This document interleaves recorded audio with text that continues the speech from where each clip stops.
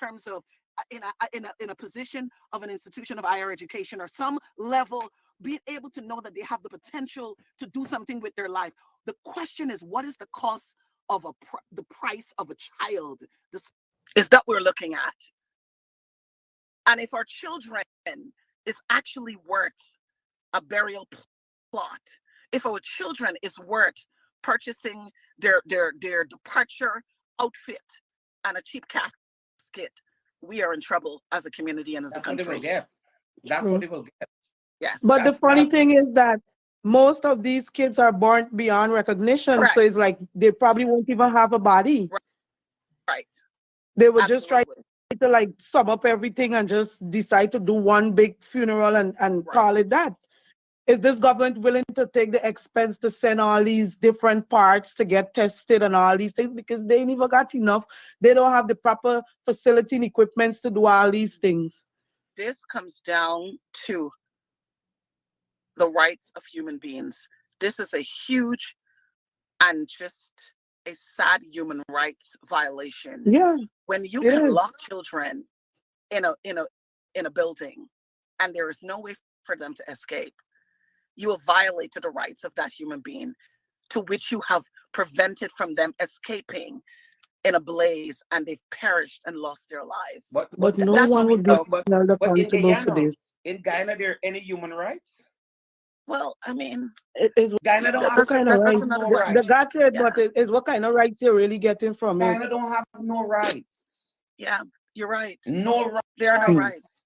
No Right, rights. because If you can talk and they can lock you up for some bogus charges, yes, Mhm. you're how right. can you say there's human rights? There's none. Right, right. If I I guess don't we like should you, say I we can are lock you up. property. We are property. You're right. Yes. I stand corrected. We are property. We have Yes. now officially came. We're back in slavery days where we are now True, property. Yes. true. And we cannot speak. Correct. Mhm. Look what the news report and look what they can't report. Yes. The news media is muzzled. There is no freedom of press. There is Yes. no, Mhm. and when for those of us that actually lives in these United States and in the Western world speak out, okay, we're targeted. We Yes. are targeted. Yes. That is We are true. targeted. But I will be one Guyanese, Omar abroad. They're gonna gotta kill me because I will stand with my people. And I will stand for my people because this is wrong. This is what you call On so many levels. this is so wrong on every level. And Mhm. if at the moment we continue to be silent, we are complicit to all of the bullshit that is going on Yep. in our country. Yep. Yep. But Yep. how many persons are willing to stand up for this and put a But stop not to even this? That is the persons. question. Not even How many persons. people are willing to come out and really stand up and stand up to this system that's failing us all the time? Well, listen, this is the way my formula is this. How many people Excuse me, you're guys. gonna kill, right? So if 100,000 Guyanese get on the street and started protesting for their rights, not to disrupt the government, No, because they're not going to say we're trying to overthrow the government or whatever. true. But if 100,000 Guyanese stand up for their rights, like I see how many Guyanese when there's X show coming to Guyana and How they Y pack show up. and Mm-hmm. Bantan and Mm-hmm. they're in these stadiums, if the same amount of people can be able to stand up and be available and present to be able to fight for their cause. Tell me how many prisons Guyana have that they're going to hold 100,000 people. Listen, there is power in the hands of the people, but the people have to remember and they have to realize and they have to know that they have the power. Okay? I live in a country that when it was Black Lives Matter, we Mm-hmm. protested. I was in the streets and protested. You know why? Because I understood the power of the people. Okay? So if Guyanese continue to say, well, but we're going to get arrested. But look here, sometimes in the struggle, some of us will be arrested Yep. and some of us might likely die. Yep. But That is very true. what do we prefer to be? Do we prefer to be on our knees begging or standing and fighting, knowing what we're fighting for? That if not for us, but for our generation tomorrow, To that come, they would yes. be able to see that, look, my mother stood up, my father stood up, my uncle stood up. And they stood up because they understood that I was coming and I needed to inherit something better than what they were experiencing. If we don't continue Let to me do let me something, let me we'll say continue. this to you. You remember the other day, they a lot of people who put on the red jerseys and say one Guyana. Imagine 10,000, 20,000, 5,000. Some of them get. You hear? Although they take a money, but yet still they reflect the show that what they put out there. It frightened that some of us have to be afraid because we own people is we enemy. That is true. But you see, hunger prostitutes the minds of people to not be able to see their own identity in But a system like Guyana right now. that's true. Okay, But if that's what we hunger put aside a does. political standpoint, let's say we put aside this political standpoint, if we look at it from a human being, like human rights standpoint, we should be one Guyana in a situation like this, standing up to see better for our people. This is not about politics or who's in this party or who in that party.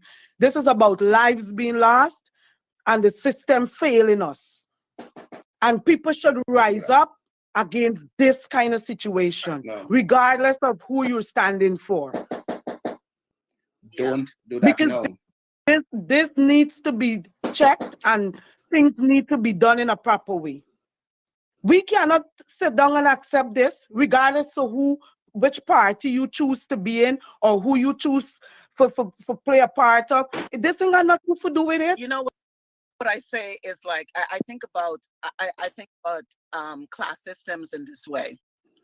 If I am a very rich person and I have a lot of money and I'm a part of the government and I actually marginalize a section of the community, so I completely cut out a particular section of the community, at the end of the day, I would not be able to enjoy my wealth, because what happens Mhm. is those folks that are marginalized and the have-nots will go after the haves. Okay, and so I don't understand the concept and the mindset of a government that actually believes that they can isolate, or they can live in a bubble and they could take the resources of a country and they can use it for their own personal use, and Yes.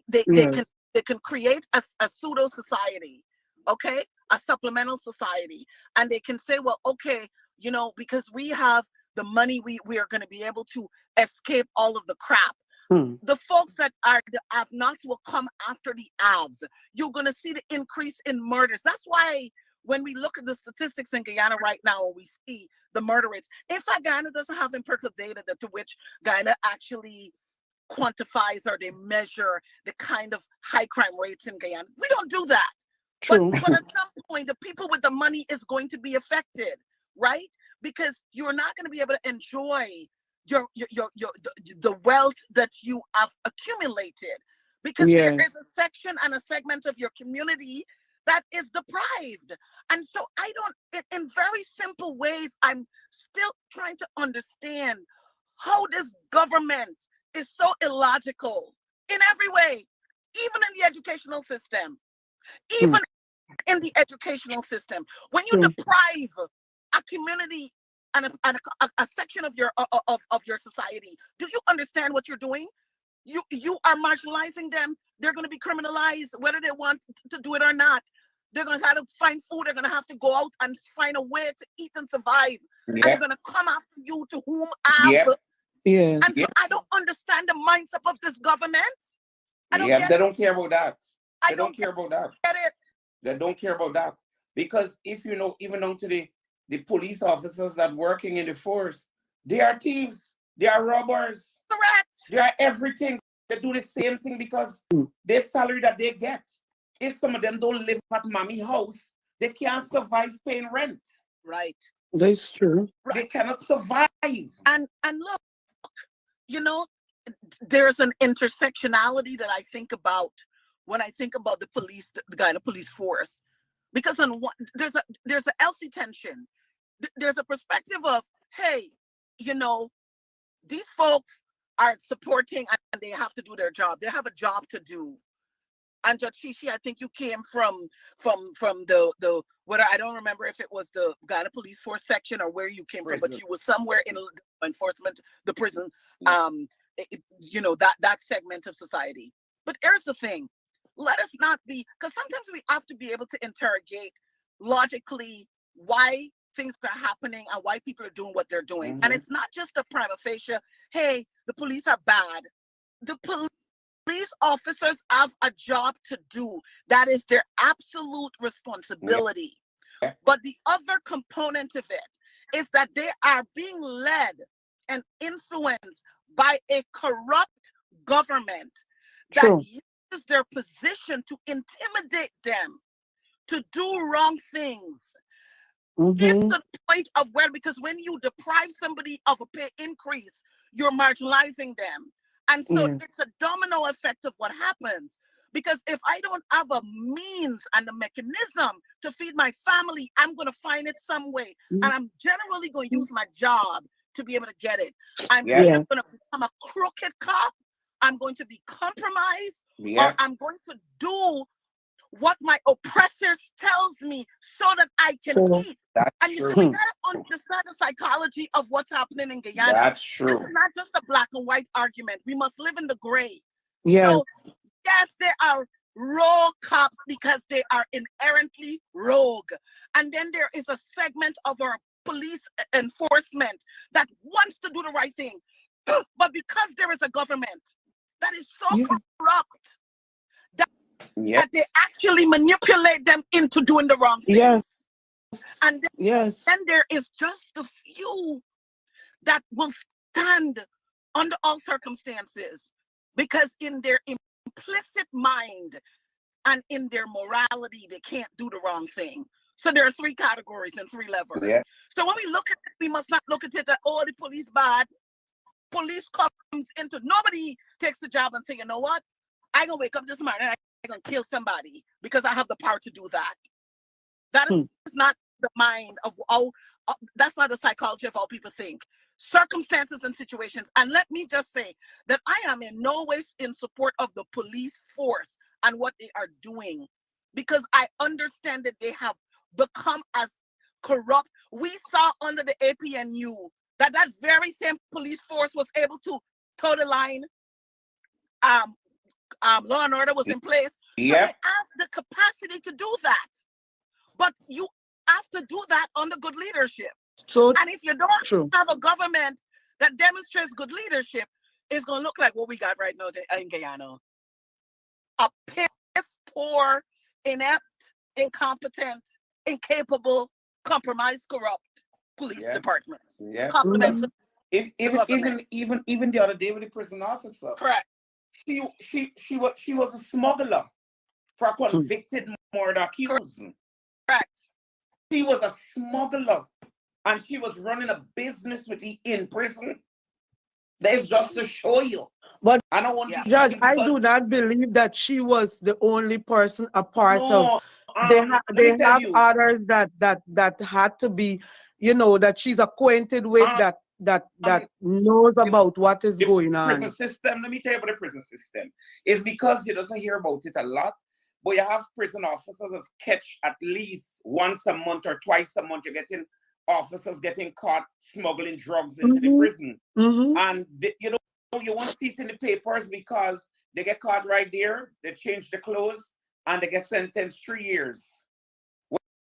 When I Yeah. when I was working there at Camp Street, when I was working at Camp Street, I have like 4 officers I had to be turning keys on because they get catch smuggling drugs.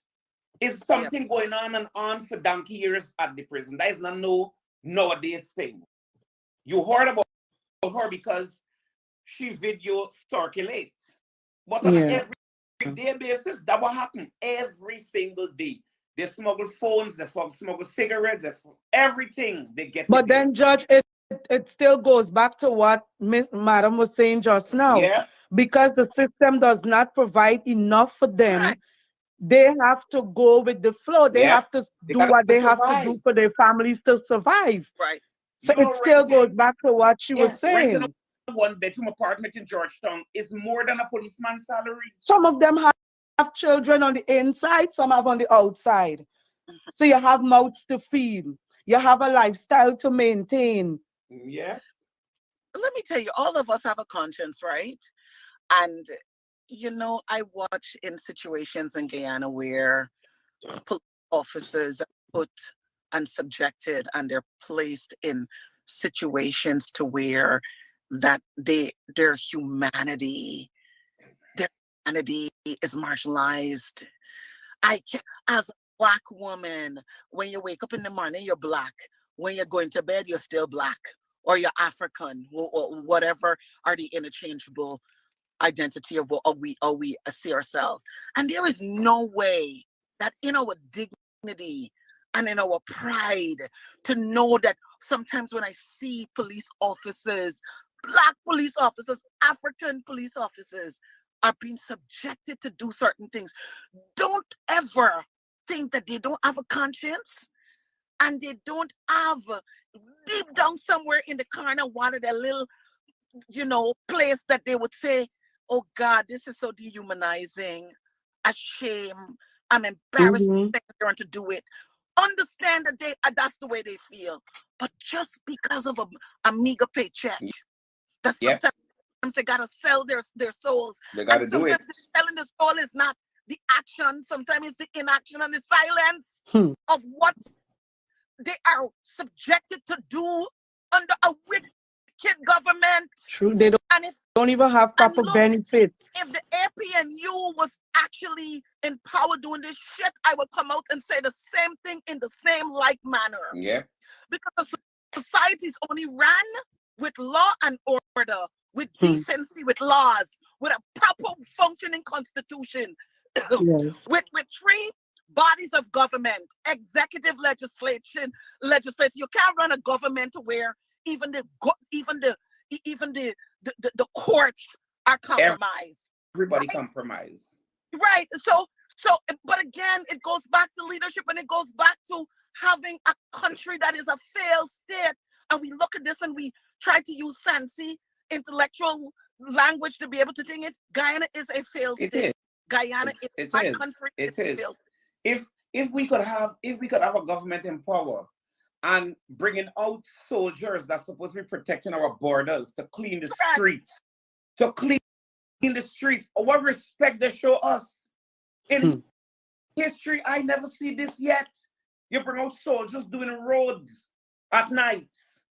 You got soldier paving corners at night. No, if something should happen at the border, how fast can these soldiers get to the border after they don't tire their body working all day building road or sweeping the streets? All because they don't want it to fund the city hall, because the man is from a different political point of view. And Judge, so they decided. I heard you made a point when the honorable minister rooms, because she's still my minister. Yes, she is. I know you asked the question, what are we doing with the money to which we have taken from the coffers of our government, the people's money? Billions. What are we doing? Why do we have a Madia and many Madias, a dormitory that doesn't have? What is this government doing with the money? I went home to Ghana at least about 3 years ago, and some of the surface streets and some of the roads are as dilapidated. I travel on the Linden Highway, and it was raining, and I told the driver, I don't care if we take 3 days to come back down to Georgetown, because the roads are so terrible. So what are we doing with the money? Ghana is still experiencing blackout, right? Oh, yes. Sometimes so it's money that this government is taking, right? Where are the funds going to? Because I have not seen infrastructure. I have not seen a decent, well-built, well-functioning hospital during the COVID. Look how many people lost their lives, right? So where are the people's money going to? And that's what the people got to start questioning this government about. because you take the money and then what happens? I think for the year, how many billions of dollars that they went back to the what is called, because in America we call it Congress. What did it call it in Guyana? No, they just take the money. They don't need to the go to nobody. Parliament. They don't They go to went to the Parliament. Parliament. They went Parliament. to the Parliament. The Parliament can't At scrutinize least those about money 3 no or 4 more. times. Tell me on God's green earth, what have we done and what are we doing with the money? Because there is nothing to show. Nothing. Nothing to show. Because are the lives of God better? The Parliament are now compromised because there is no scrutiny either. Well, that's the why would you go to the Parliament when the speaker, you put the speaker there? Because representation, if there is no proper representation, there would not be any proper advocacy for the people. So I'm not going to criticize our politicians, but what I will say is that when somebody is elected, and again, we owe these people to the very highest esteem, and we create these sort of like semi-gods that we treat them as if they're very important. But when they have zero accountability to the people, and again, it comes back, I keep saying, the people is the catalyst and the central point to all of this transformational shift and accountability, because the politicians. Hi, just to have you guys know that it is important to have other voices with things that are happening in Guyana. And initially, I wanted to go live alongside J.R. Crawford and Mr. Wayne Caesar, but that has been put on hold for now while we listen to the opinions of other Guyanese. These folks are making some very valid points, and so I urge you to continue listening and to share the link. This is a live program right now, and it's compliments of Judge Shishi's platform. But I just want you guys to continue listening to it. This is live, and so let's listen to how Guyanese are actually feeling about what's happening right now. So we'll take a back seat for now. Yeah. And I would not accept mediocrity. So that's a whole nother conversation, a whole nother topic. But until the people does not realize their power, until we don't realize our power, we're going to continue to be in the quagmire and the mess that we're in Guyana. And I'm going to continue to say it publicly and privately. We, the people, must stand up and must demand. But let me ask this. I agree when you say stand up. Nothing without I agree when you say let me stand up. You know how much people in Guyana are hungry when the day comes. Yeah. Just like how they're afraid to stand up to say enough is enough. I'm suffering. They're ashamed to come and say I'm hungry. Yeah. True. They're ashamed to come. 100%. Come to Facts. me and say, look, I really need it, but I don't want my business out there. But tell them to come out there to stand up to make a change. They're not gonna do it. You see, like this morning, true. Priya would have been out of a job because it would have been placards in front of Priya. It would have been protests nonstop until Priya was removed from that position. But again, the level of complacency. We think that the Bible and Jesus and God is going to bring change. God help those who help themselves. And until we don't get up from our behinds and backsides, we ain't gonna see change. Change will not. But even if they say they're going to do an investigation, who are they investigating? And what are they investigating? Because would they go to the minister? The minister is part of the government. The government and the whole system itself is one. The police, the minister, everyone is one system. So then who investigating and what are they investigating? You know what's gonna happen? And who's going to be held accountable for this? And is it an independent body to do the investigation? Because exactly. It wouldn't be it wouldn't be an independent body because they're gonna bring that person in. I'm paying you. You're gonna say what I wanted to say. And you say what I want you to see. That's so then there is no investigation. There is no thoroughness to this. No, that wouldn't happen. That wouldn't happen. It would never. The government don't want to make themselves look bad this morning in the media to say they failed. They What failed is these the entities. portfolio? What they have in place to say, well, okay, this is how this Madia's school secondary supposed to be run. This is the staff. They have a auxiliary system. Well, this is the staff system. This is because what I'm saying, in most situations like these, when they have dorms, they have the dorm mothers for the girls, and they have at least two students who are like heads for the team, or three, like prefects or whatever they call it. And they should have access, or at least one person should have access as a student to the entry and the exit for this building, as well as the dorm mothers. And there should be a shift system, because one dorm mother cannot work 24 hours. So then what system they have actually in place for this school and for these students, that did something like this happen and no one was even, because let's say, okay, the fire started, and where the fire started, one or two persons got burnt.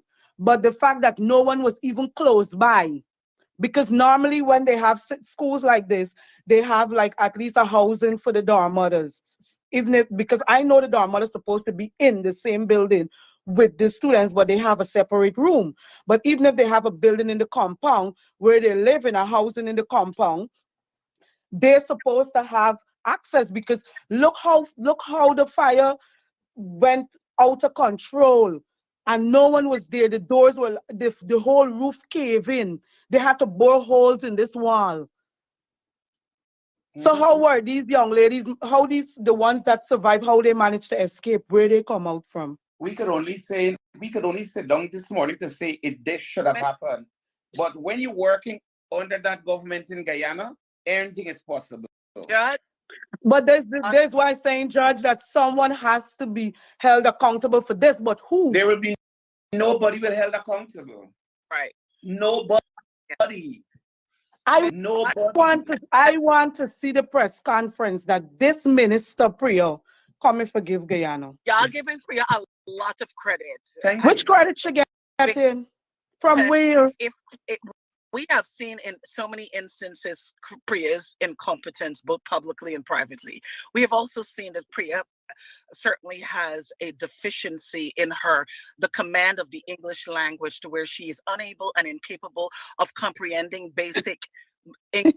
Why are we actually expecting for Priya to have a comprehensive and a very well-rounded plan for school systems in Guyana Mm-hmm. when we're not Mm-hmm. able to communicate, articulate, understand, comprehend, and write the English language? Let us not fool ourselves. We are True. dealing with mediocrity at its highest level. Highest level. Mm-hmm. And so until we don't realize that Priya not know what she do, and she not know proper. All right. So let us not fool She ourselves this don't morning. care. These people don't care. No. Once their money's involved, once they get their money, that's it. They don't All care. that's about is a your bank account every month. All right. She not care about people pick me. All No. right. Let us Because not let if she was actually cared, when the other day when they that had an incident with that teacher I pulled a cutlass on the student. Hi. All I correct. hear that they're saying the student and the mother apologized and Right. no, that shouldn't happen. That shouldn't That's not happen. how the system If works. It's, or should work. right. She can't get a timeline right.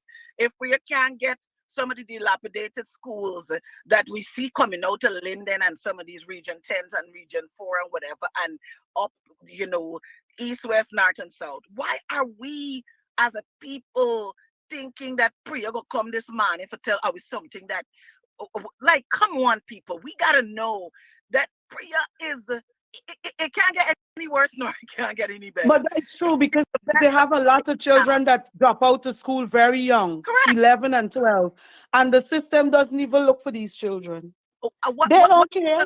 what is the high school graduation rate in Ghana right now?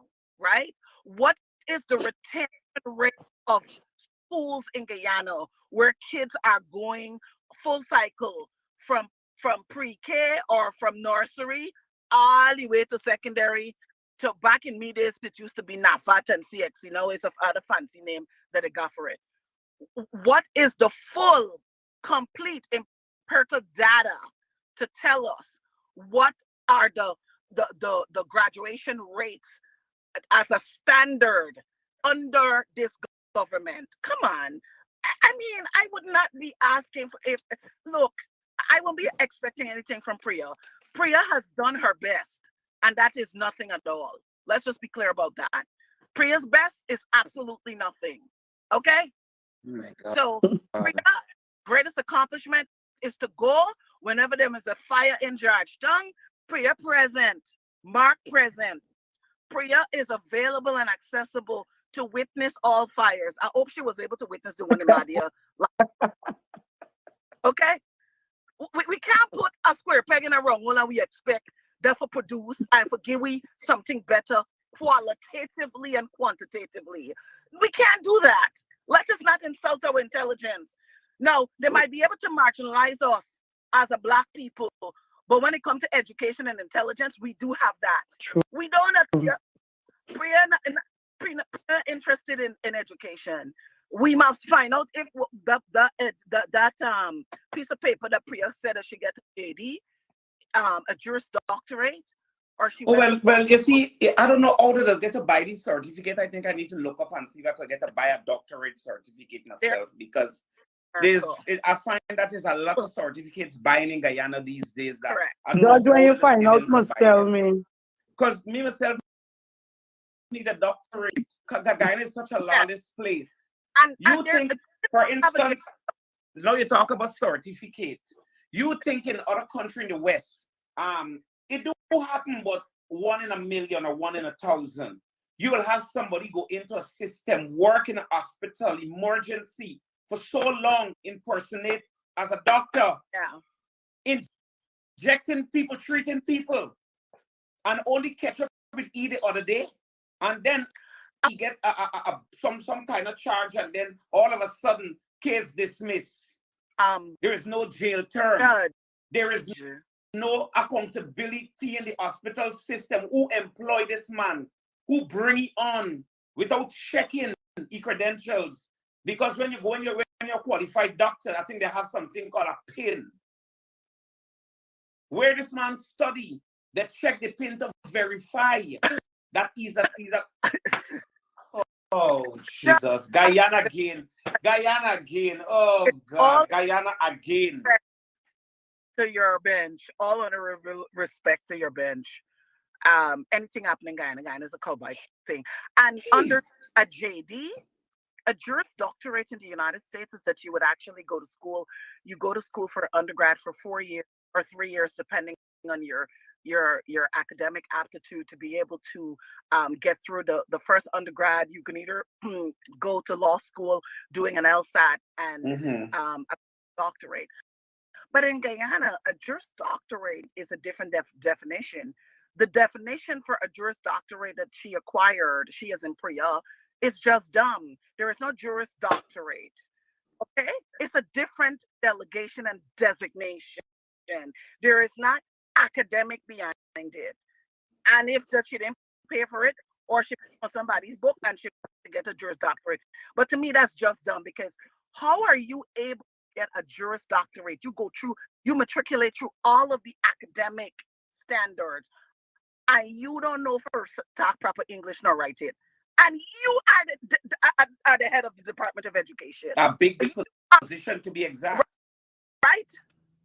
And not privately, just dumb, but publicly, the grammar confusing. The grammar is competent. Like, what we doing in Guyana?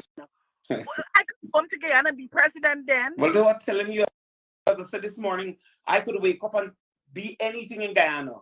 Yeah, I could go without under nobody scrutinizing me, nobody asking me for the proper documents. I said, yes, nothing. And I am truly a learned individual in America. So undergrad and grad. So I should be able to go and apply, because what's the president name? The Biden. If the Biden could be a president with doctor. doctor. Doctor. Hey, Oh, you know that is a doctor. if doctor can be doctor, well, I could be a surgeon without the Oh tools. my God. That's what I'm Yes, telling you. Is anything could happen. I Anything. understand. It's laughable, but it's real sad, though. Yes. It's real sad. But could you imagine this is where we are as a country? That we get a president that goes all the way and the man can pronounce, enunciate, articulate proper word English. And we are the only English speaking country in South America. Could you imagine that? We went from Bornum, Jagan to Jackass. We get to Oh, God. beautiful country, beautiful country. But it was a joy, much Oh, love. Judge, yes. much fun. It's a pleasure. Every now and then I might pop in. Please do. Don't let this place be. Don't let this platform be a stranger to you. Because I really like this kind of conversation that I had you this morning. Yes, and she has a lot of information and a Ye- lot of points that were Yes. so valid Yes. and and, edifying. Yes. and we Yeah. need to fight for our dear land of Guyana. Yes. Don't it? And if they think that because we outside, that we ain't inside, the line, because we doing things outside to be able to make sure the folks inside are advocated Yes. for. And they So understand and know what is going on because, like, when they like the persons in Guyana, these people in Guyana don't like they're living in Guyana, but they can't see the problem. correct. Yes. We live Yes. out here, we seen the problem. Oh no, we have a clear view. We have a clear perspective because we understand and we have experienced what a orderly, organized, decent society looks like. It might be imperfect, but it is run like a civilized society with Yeah. checks and balances. Right now, Ghana is a cowboy. Everything turned upside down. The wild, wild west. and the government and the government continue to distribute we oil and we But money. we still getting blackout 3, 4 times a day. Yeah. But I'm taking billions for the thing. Anyway, Judge, much love. I have to go. I Yes, will catch thank you so much. Have a wonderful day. you. Thank Bye you. bye. Bye Okay. bye. Um, Judge, before I go, I have something that I wanted to I don't know if I should discuss it privately with you first before bringing it to your platform, or is it okay to just bring it up one time? Let me and you go private first. Quite some Okay. interest. All right. Hey, guess what? That was Judge Shishi's. Sorry about that. That was Judge Shishi's platform, and we all had to listen to those opinions by those young persons and not so young, But it was interesting, edifying, and a breath of fresh air. Guyanese are speaking out, regardless of where they are. They should continue to speak out. It's a shame and disgrace what has happened. Um, you know, it is, again, I repeat, it's a shame and disgrace what has happened in Guyana. I'll be joined by J.R. Crawford, Wayne Caesar, and hopefully Norman Brown will join us for a few minutes as well. We, this is just a sad day for all all Guyanese. It is a sad day. Um, no one should suffer like this. Absolutely no one, especially our young people. This is so sad, especially our young people to die like this as a result. We got to be realistic. We've got to be realistic and put the blame squarely on the doorsteps of the PPP. Clearly and squarely on the doorsteps of the installed regime of Guyana. It's a sad day. It's a very, very sad day. I don't know what is there to celebrate. They are going to be celebrating the independence anniversary um, in a few days' time. What's there to celebrate? You tell me, you guys tell me. What is there to celebrate? What exactly is it that we have to celebrate? There's nothing to celebrate at this point in time. There's nothing to jump up, dance up about at this point in time. Nothing. Absolutely nothing. I'm looking at some of your comments. You know, no one should have to suffer like this. Not our young people. This is not about grills. Those of you who have lived in Guyana in recent times, well, I recall as a youngster growing up under quarantine, we had no grills, no bars. You just take a little piece of wood, you put it across your front door, and you're all right. No grills, no bars for your windows, at least not in my time. And, you know, I didn't grow up in the 1800s or the early 1900s. I grew up, you know, whenever, you know, in the 70s, in the 80s. We didn't have those sort of things. This is so sad. So the issue is not about grills. It's about ensuring that you have proper exit points. And if you're going to have a dorm where you have young people or people in general, you cannot have them trapped into in a building. I don't know. I don't know. I certainly don't know. This is beyond heartbreaking. And some people may jump and say, "Oh, why blame the government?" Doesn't the government has a lot to do with what happens in that country? The government has a lot to do with what has happened at this dorm with these young people. Over 20 young people have died.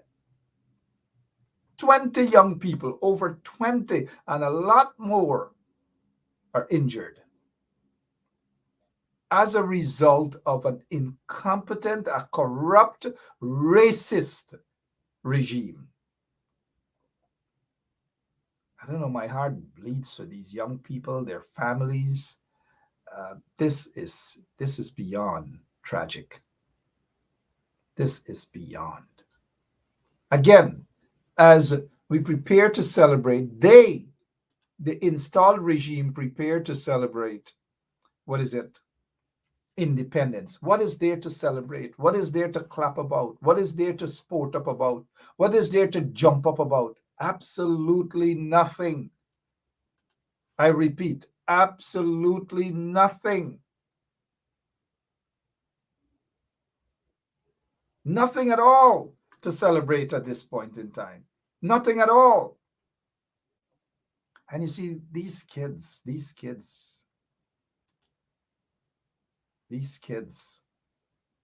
they deserve better. They deserve a better government, a government that is not only concerned about millions and millions of dollars of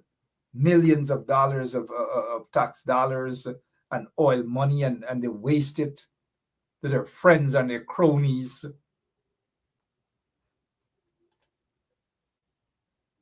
I don't know. I don't know what else to say. I just don't know. This is a sad day for all of Guyana.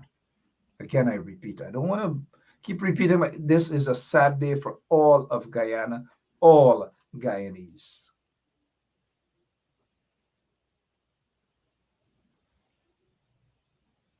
You know, this brings back, because little kids dying under these tragic circumstances. You know, I know what it's like for a child to be trapped as a result of a fire. I've lost my firstborn son When you as gotta a look result here to make sure that you could see, of right? a questionable fire. So I know exactly what this has hit home for me as well. And I see it. I don't want to make this out about me, but those who have lost children uh, could understand where I'm coming from. You know, it's like deja vu all over again. These young people. Let's get let's have let's have um, let's have some other folks on. We have Wayne. Wayne, good morning. How are you? Good morning, Mark. Good morning to all the listeners and viewers. Yep, yep. We got. How many of you guys in the background? We're seeing two of you. Mark, I think that's your good friend, Mr. Ronnie. He's Okay, just so somewhere let's in the let's get background. straight down into business. What's happening, guys? Ronnie, good morning. What's going on? Let's start with the fire. Your take, please, gentlemen. Well, Mark, for me, it's a very dark, sad, and tragic day in Guyana. Meet their demise in such a way. I know it had to be a horrible feeling. And to see 19 young people, lose their life just just like that. Their life is just sniffed out, Mark. It's just the same thing over and over, could any one of the viewers put in the chat when was the last week that has passed that we haven't seen something tragic in Guyana? It's become an everyday thing. It's become a mundane thing. I'm just, totally tired of it. It has to stop.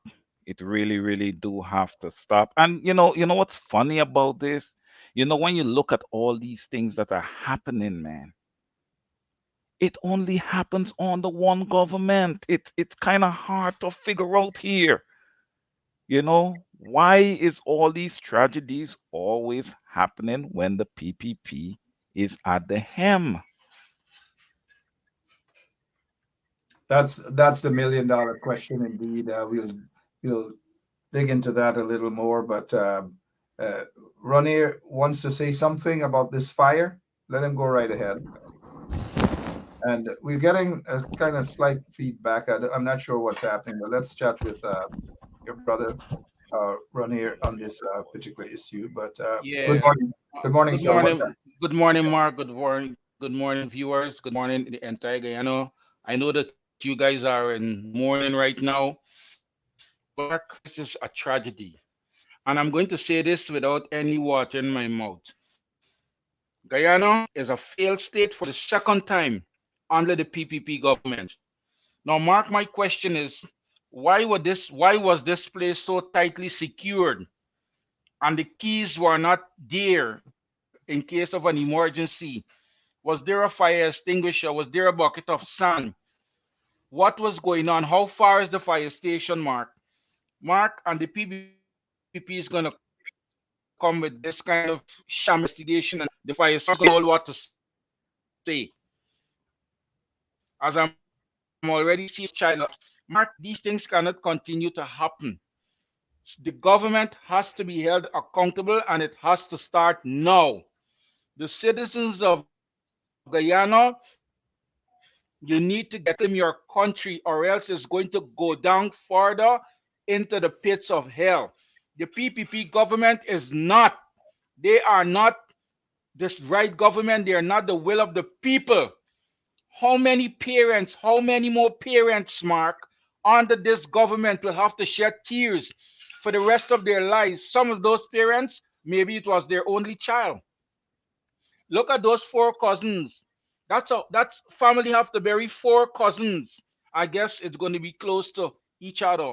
Mark, something needs to be done. Questions are going to be asked, and people need to be held accountable. The Minister of I agree with you. Education and the Minister of Pe- yes, Sorry, go ahead. Go ahead. Go ahead, sir. they need to be held accountable, Mark. This thing is going on too much, Mark. And they got a few people are saying, oh, there was a fire and four children were burnt up, Mark. People need to stop this thing. The PPP government is incompetent. That is my take. They are incompetent. They do not have a vision for Guyana. And they need to be held accountable. Mark, this is as far as it goes. And I'm calling on the opposition leader, Aubrey Norton, to get your troops together in every region. They must have a mass protest demanding the PPP government release the people of Guyana and the country immediately. All right, can understand the emotions, can understand how people are feeling. People are calling on the for the resignation of Priya Manik Chan. She has failed young people.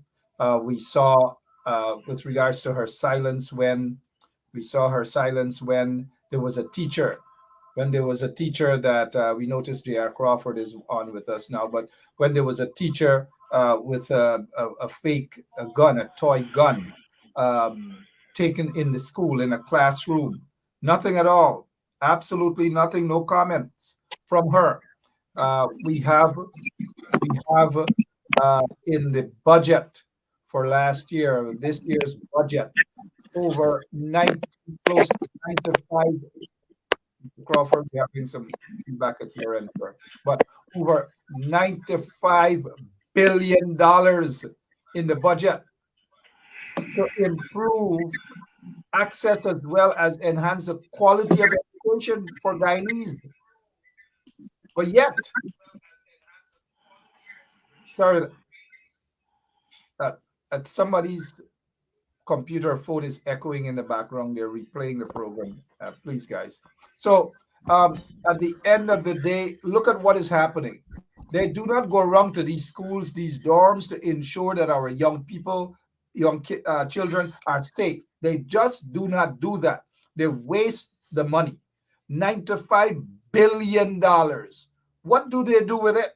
What exactly do they do with it? Where is Priya Manichan?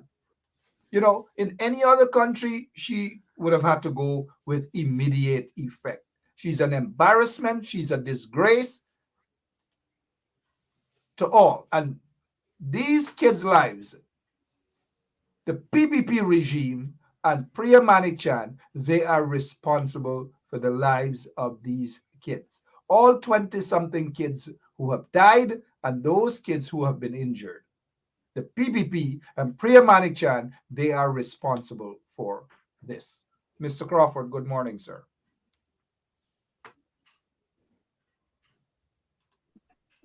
Yep, sorry about that. Go ahead, sir. Good morning. Good morning.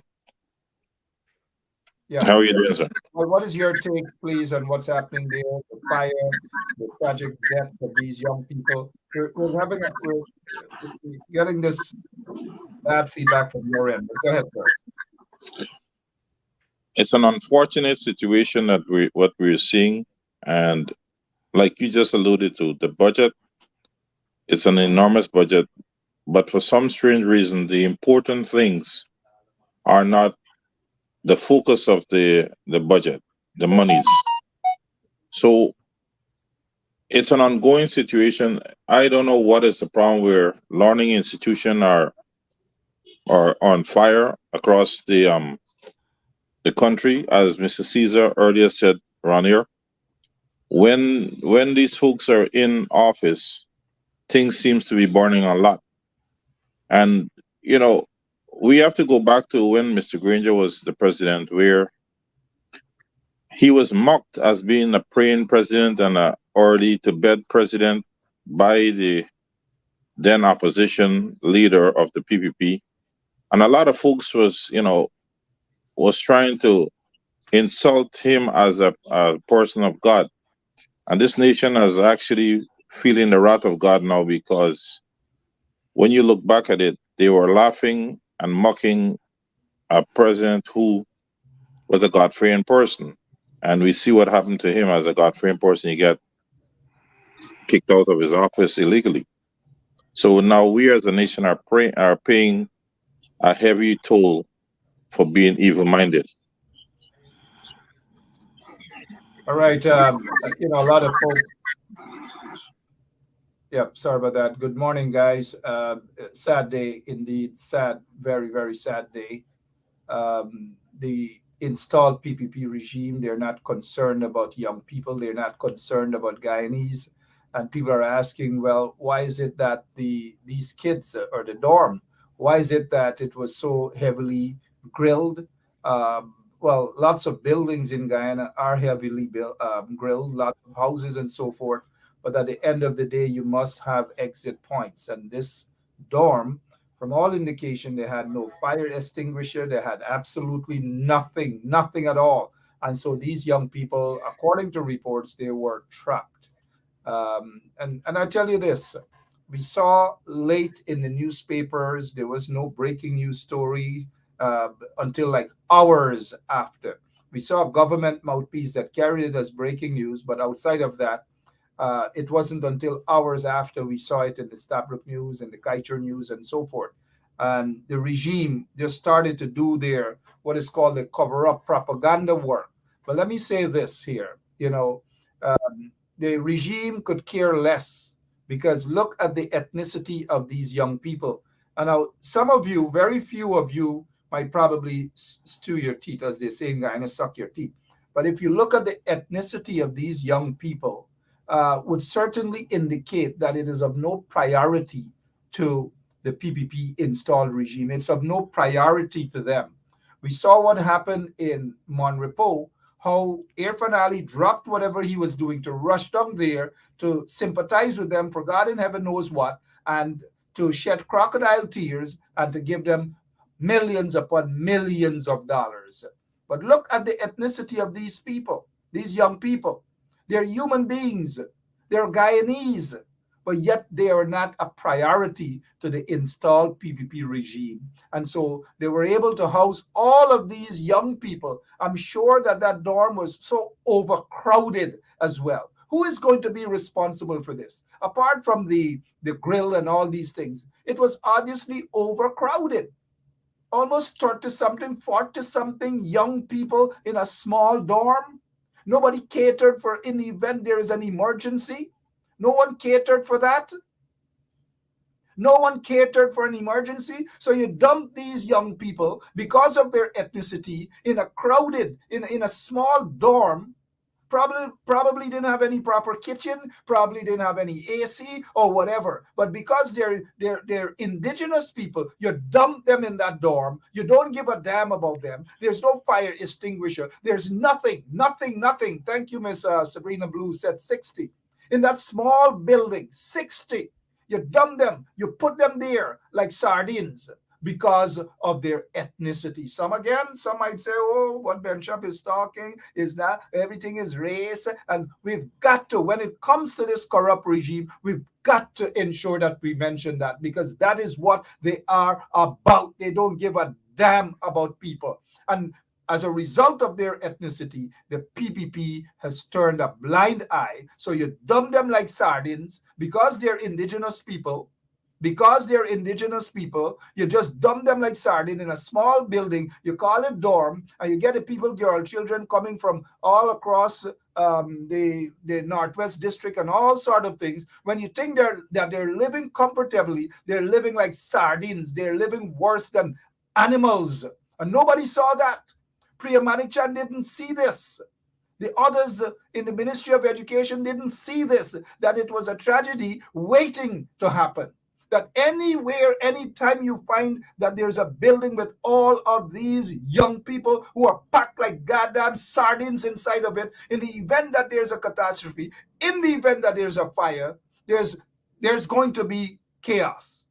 People are going to be running left, right, and center. And they're little kids, for crying out loud. They are little kids.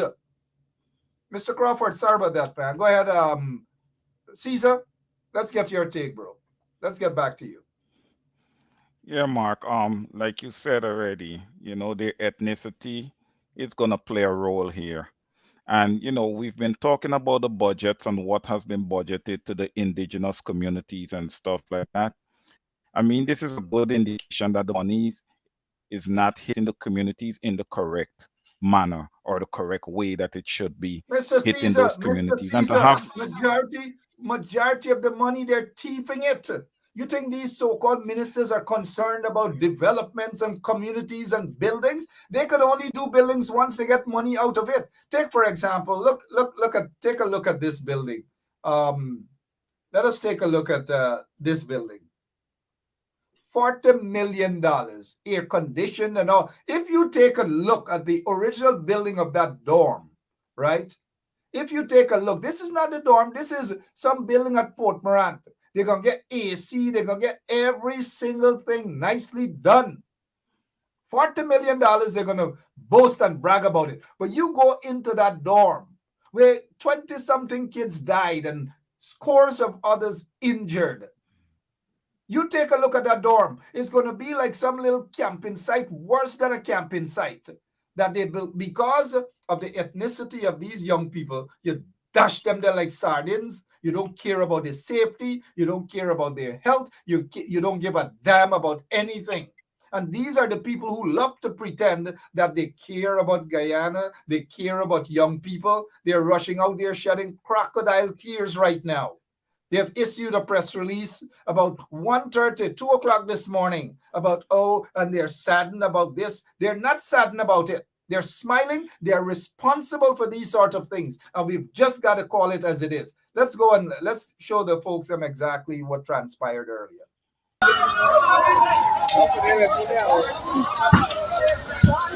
That guy was dead about got rules, boy. What the boy? Selassie, boy. Selassie, boy. Rules, girl, boy. All them girl get one up, boy. See that, boy? It's gas.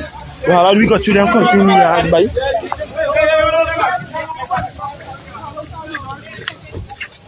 We go over them, peep, boy. Sad, sad, sad day. And these are the vagabonds who are preparing to jump on some stage and say that they're celebrating independence anniversary at this time. I hope they cancel that independence anniversary. And I hope that the opposition will refrain from participating in anything that these lagu bagus in the installed regime are having to claim that they're celebrating independence anniversary. Mr. Crawford. Mark, when you look at these happenings, you have to wonder: do we really care about the majority or the masses, or we just do as we please? And this is one of the reasons. This is a product from not wanting to talk to people who have control in those areas. Those areas are being neglected and they're going to be abused. I don't know, for some strange reason, why there is so much blood in this country. I don't know if it's a sacrificial ongoing process that they have to stay in power with blood on the land. And Caesar said it earlier. Every day is blood and blood and blood. When the coalition was in office, we saw less blood on the streets or on the hands of our citizens. Is it a bad omen? Many of us should ask ourselves, who are we trying to take soup from? Are we taking soup from the devil, or a group of folks? And it more and more you look at it every day. I don't care who gets offended. It's like we're dealing with the devil in command here. The roads are bloods are being spilled every day. You're seeing all these unfortunate deaths, and we're not doing anything about it. We're busy trying to buy people's support when we should be looking after the welfare of the citizens. And again, citizens need to demand services and goods, and these are things that are being neglected because of the oppressive behavior of what we have now. And again, where are the international people who are disrespecting our constitution and the people of Guyana to derail a democratically elected president? Yeah, that just goes to show, man. That this is all a whole plan in the big scheme of things here. This is all, because like I said, when we spoke on the escape of that guy Royden Williams from the prison, right? I said that there's more dominoes to fall. All right, here we go. We're still not finished as yet. We're not finished as yet. And the people of Guyana, they need to open their eyes and see what it is that is happening here, man. All right, to have 19 young people lose their life in a mass fire like this, it's more than tragic. As a Well, parent, my heart hurts.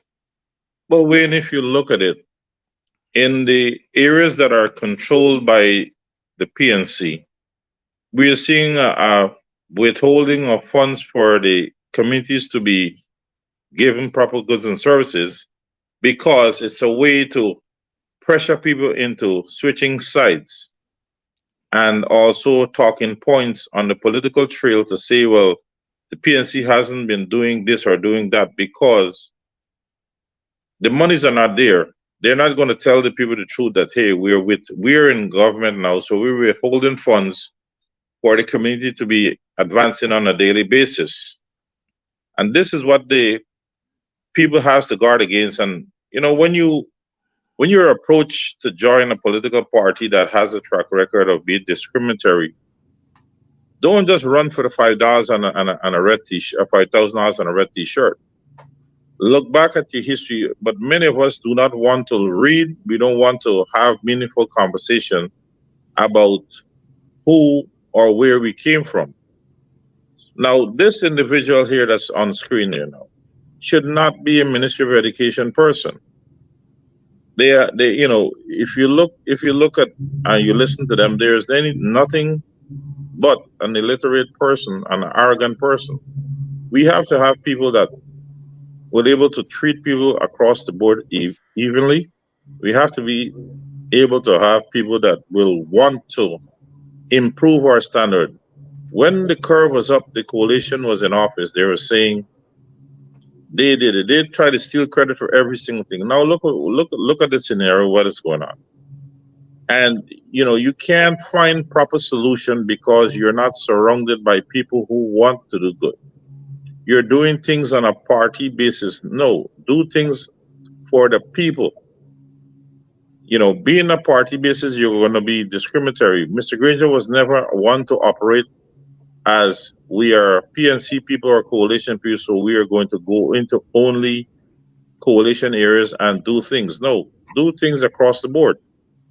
And the Guyanese people need to start to hold these people accountable. And when the oppressors are in certain areas, do not attend those meetings. We are seeing more and more people sitting there running for $5,000 to sell their soul.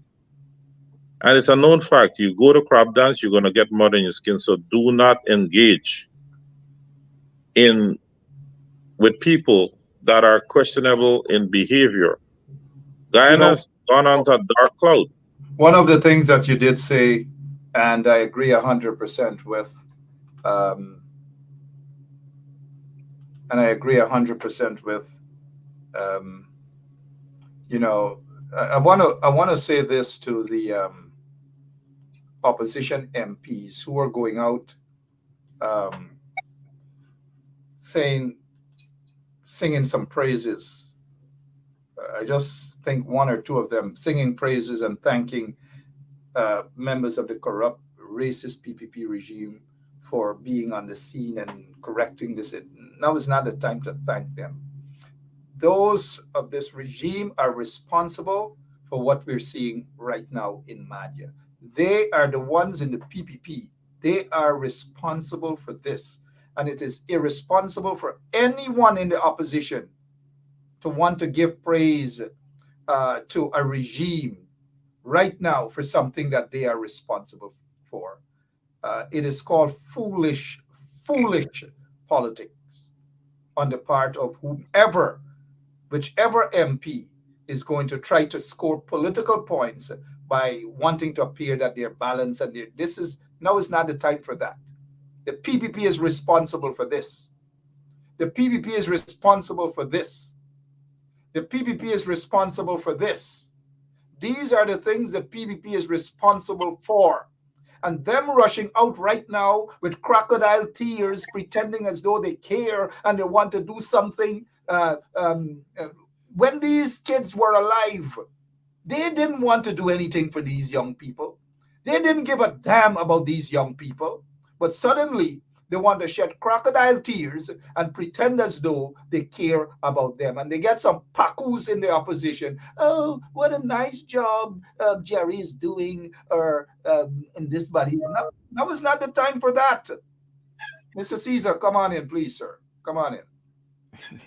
Yeah, Mark, I just want to follow up a little bit on what you just said there. And I hope it is not true that someone in the opposition right now is thanking the PPP for the quick response.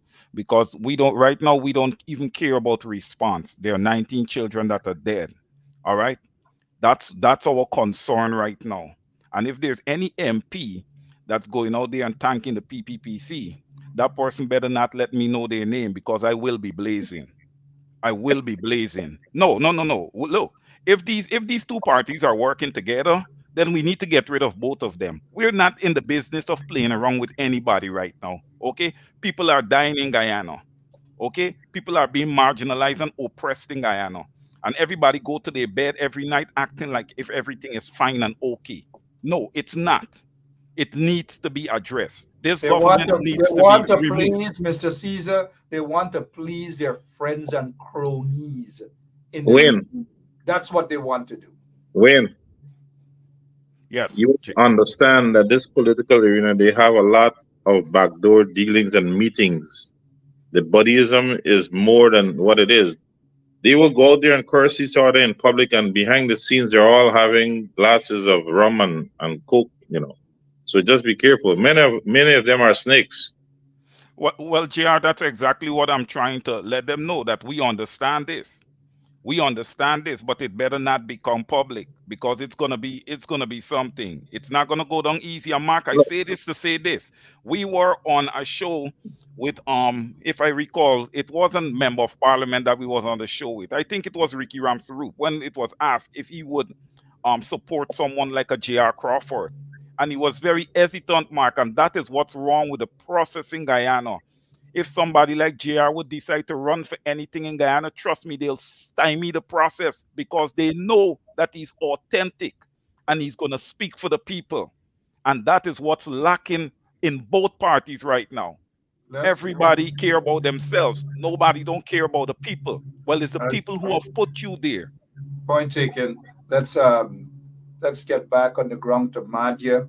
95, close to $95 billion for budget with the Ministry of Education. 95 billion, probably more.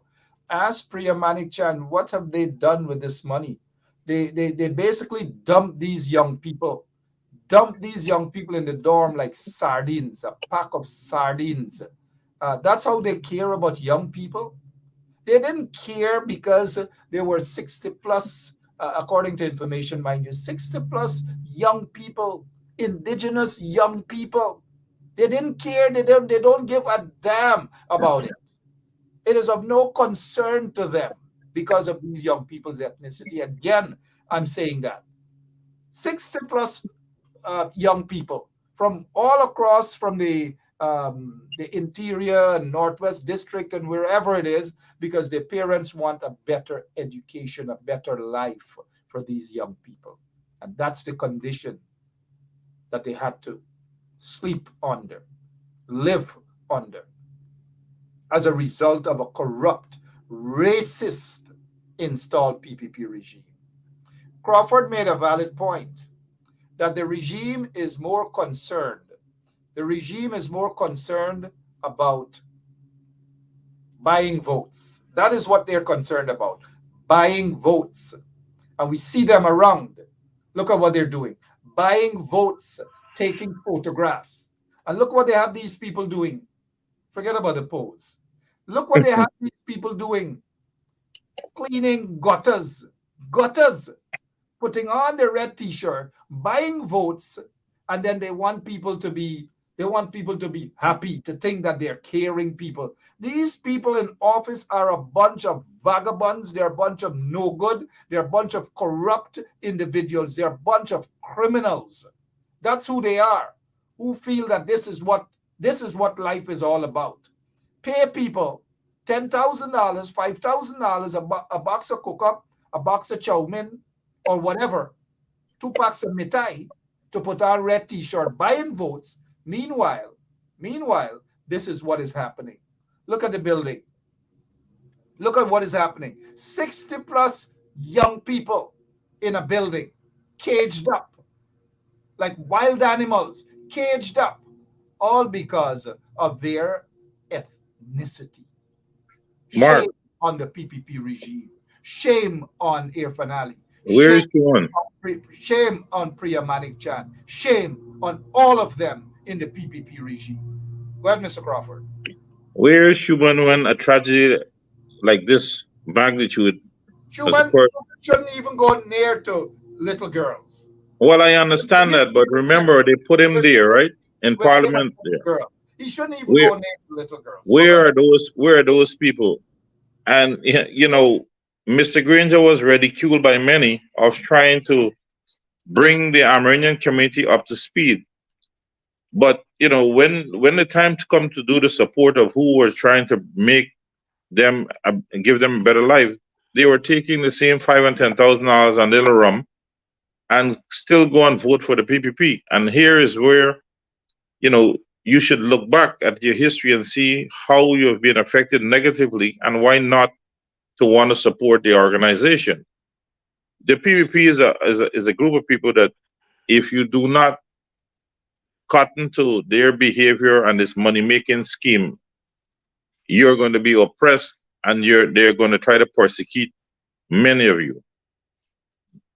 Their mantra is a big house and fancy car, and that spells success. It doesn't bother them at what cost or what dirty activity is being used to get to that point. And look, they're going up in Union there in 53 Village. All of a sudden, that village has no Indian people. And there are busloads of them going there with this red t-shirt and $5,000 to hand out to people. A councillor, Borget, I will call their name, get $60,000 from PPP and 40-day work, so they get another $40,000. And they're ready to do the stool pigeons work to misinform, dupe innocent, uneducated people into supporting a regime that really do not concern or care how they operate. Nothing of importance to the village is occurring there by the current administration. And that's the sad part of our so-called community leaders, that they're going into the areas after taking some soup and deliberately straying people into mental slavery and economic slavery. And this is what the opposition needs to guard against. They need to be much more active. Don't just talk about walk around. All of them should be hitting the areas. And also, the opposition leader should also reach out, or must also reach out, to other individuals who benefit immensely from the support of the PNC people and others to be on the ground. And I can see last Friday, where the likes of Harman and them were great to be out in the spotlight saying farewell to Sarah Lynch. But they can be on the ground to educate and to assist people into understanding the need to support or turn out for election when they themselves benefit immensely financially from the very votes of those people now who are left leaderless. And one has to wonder, what are we facing into this society? Has the scripture been 100% correct? Maybe. You We are know, seeing all these selfish people who have used the majority to gain financial comfort and then leaving them out there to die. It's like fighting a war without weapons. Go out all there right, and fight. good. So the point's well taken there, and this is what's happening. Take a look at Priya Manik Chan at the scene. Let's take a look at her at the scene, rushed at the scene with crocodile tears. Crocodile tears. She should be ashamed of herself for even being there. I repeat, she, Priya Manik Chan, should be ashamed of herself for even turning up at the scene, a place where she and her government are responsible for, something they are responsible for. I don't know why she's even there with the crocodile tears. Ram those folks, 60 plus of them in a building. 60 plus of them.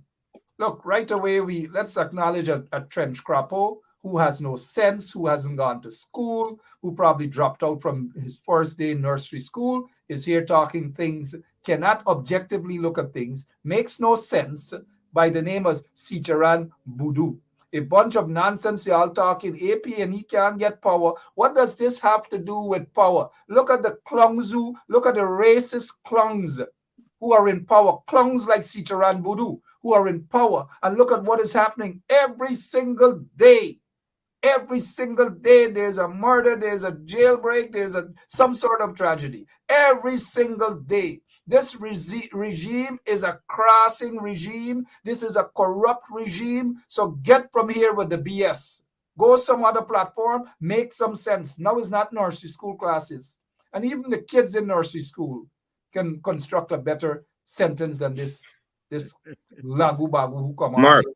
Throw him in the trench, man. Mark, before you dump Ciceran, He gone. He done gone already. oh, listen to this. Done gone already. But go ahead.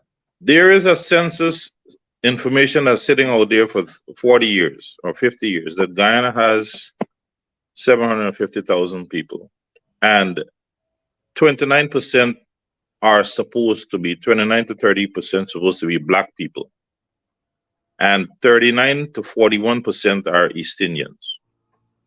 Now, if that was true, why would Jack Deal go and pay $5,000 for black people to go and vote for the PPP if they had the numbers? Not since in the 90s were the East Indian population higher than the black in this country. There is a misconception of that fact.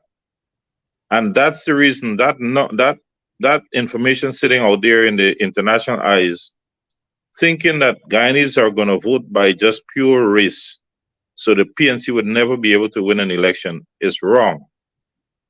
The higher number belongs to the black people in this country, I can tell you that. And the lower number is the Eastern. That's the reason why Jack Deere is reaching across now to pay black people to come on board to support. They don't have the numbers. And that is where the PNC people need to, get on the ball. You have the numbers. Don't worry what the international number is saying. Once Jack Deere start to buy black people, they're in trouble. So we need to see an all-out frontal attack in stemming this misinformation and getting people to switch side, not knowing that they're going there to use. And you're going to see after the local election, all these black candidates in the constituency voting that is going to lose. Who you think going to take their places? Not the black people, it's the East Indian people. Let's a point taken. Let's get over to Caesar. But before we get to Caesar, let's remind the folks what the issue is about the fire out there in Madhya that claimed the life of over 20 young people. 20 young people have died.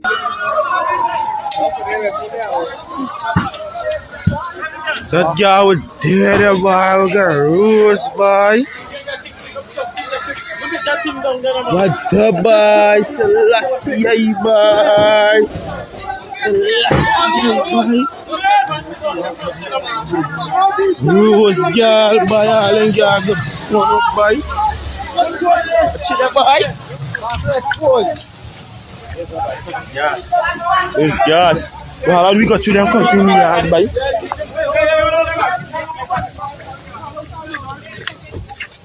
We go over them feet boy. Yeah, Mr. Caesar, again, saddened to watch that video. It's really, really saddened. And even in the wake of all of this, the corrupt, racist, installed regime who has rigged its way into office, they're preparing the independence celebration to jump up and sport up at this time. I hope Guyanese do not go out, do not jump up, do not sport up. This is not the time for that at all. Mr. Caesar? Yeah, Mark, I was looking at what you posted up earlier that 94 million or 94 billion. I think 94 million was allocated to the yeah. Oh, 94.4 billion. Sorry. That's a lot of money. That's a whole lot of money that was allocated to the education sector. I think the government will have to show us. They're going to have to produce a general ledger or some type of a report with line items that's showing us what was allocated to that school. Because from the look at that school, nothing was allocated there. $94.4 billion. It's material. It's a lot of money. Where is this money going? Guyanese, Guyanese, I call upon you. You cannot allow this. The condition of our schools, $94.4 billion. Man, come on, man. These guys are getting rich, man. These guys are pocketing you guys. And you guys are gonna accept $5 and $10,000 to vote PPP. Again, when I first started on this platform with Mark and JR, I said that our opposition need to get on the ground and educate, edify their constituencies. This is total lack of education right here. All right, total lack of education and selfishness. Now, I want to ask this question. What is Prayer Chan and the Ministry of Education going to say to these 19 parents? What are they going to say? What can they tell them when you have $94.4 billion out there, no fire extinguisher, no nothing? Hey, we're saying that we're trying to take Guyana and build it into a United States, a Canada, a France, whatever we want to be. Come on, where's the fire extinguishers? Do you guys even give these young people fire drills? These are all questions to be asked. You know, you don't give them any fire drills. They don't have a fire extinguisher or fire extinguishers around the building, but yet you pack 60 of them into that building. That is concerning. And why that is concerning is because you have all this money allocated out there to put these young people in better facilities, and these money tends to be going in other people's pockets. Well, not other people, in the pockets of the government and their ministers. This has got to stop, and this comes back to the international community, man. You guys come into Ghana, you guys interfere with our elections, you guys, install gangsters, and then you just sit down and watch our people be marginalized, oppressed, and murdered. Because somebody's responsible for what happened there. Somebody has to be held responsible for what happened there. And I'm waiting to see where this investigation leads, and I'm waiting to hear what the government has to say. Because the government is complicit in this. They are complicit in this. You cannot go to parliament and write a budget for $94.4 million, and we have 19 young people being burned to death in a school. Come on. What country are we living in? What lawless country are we living in? JR, over to you. When, as I said before, all of this, you have to lay it at the feet of the people of this country because we keep voting on race instead of voting for progress. People who are going to take the time to listen to the needs and able to separate the needs from the wants and make sure that the citizens are given the necessary services and the opportunities to make the country a better place. As long as we continue to vote black and coolie, that is where our problem lies. If we band together as a country and we hold those that are in elected position accountable, if we don't like the operation of a minister, chase them out completely, get a new minister.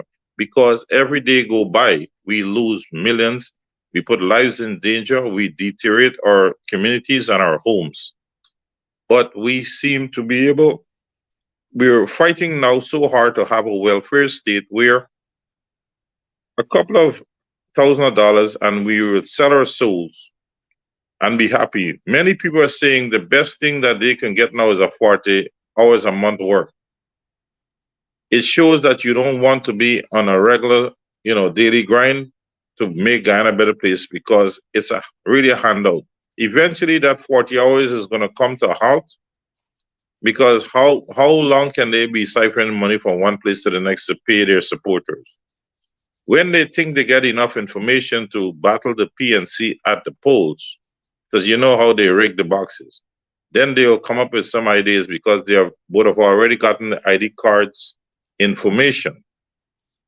And at the same time, some of those soup drinkers who have guaranteed them that the constant support from now on, because they're getting a little 50 and 40,000 and $60,000. Those things are going to come crashing down. That is why the current PNC group, because I'm not worried about the AFC, because all the AFC have turned into PPP. They need to go out there and hammer this thing home every single week.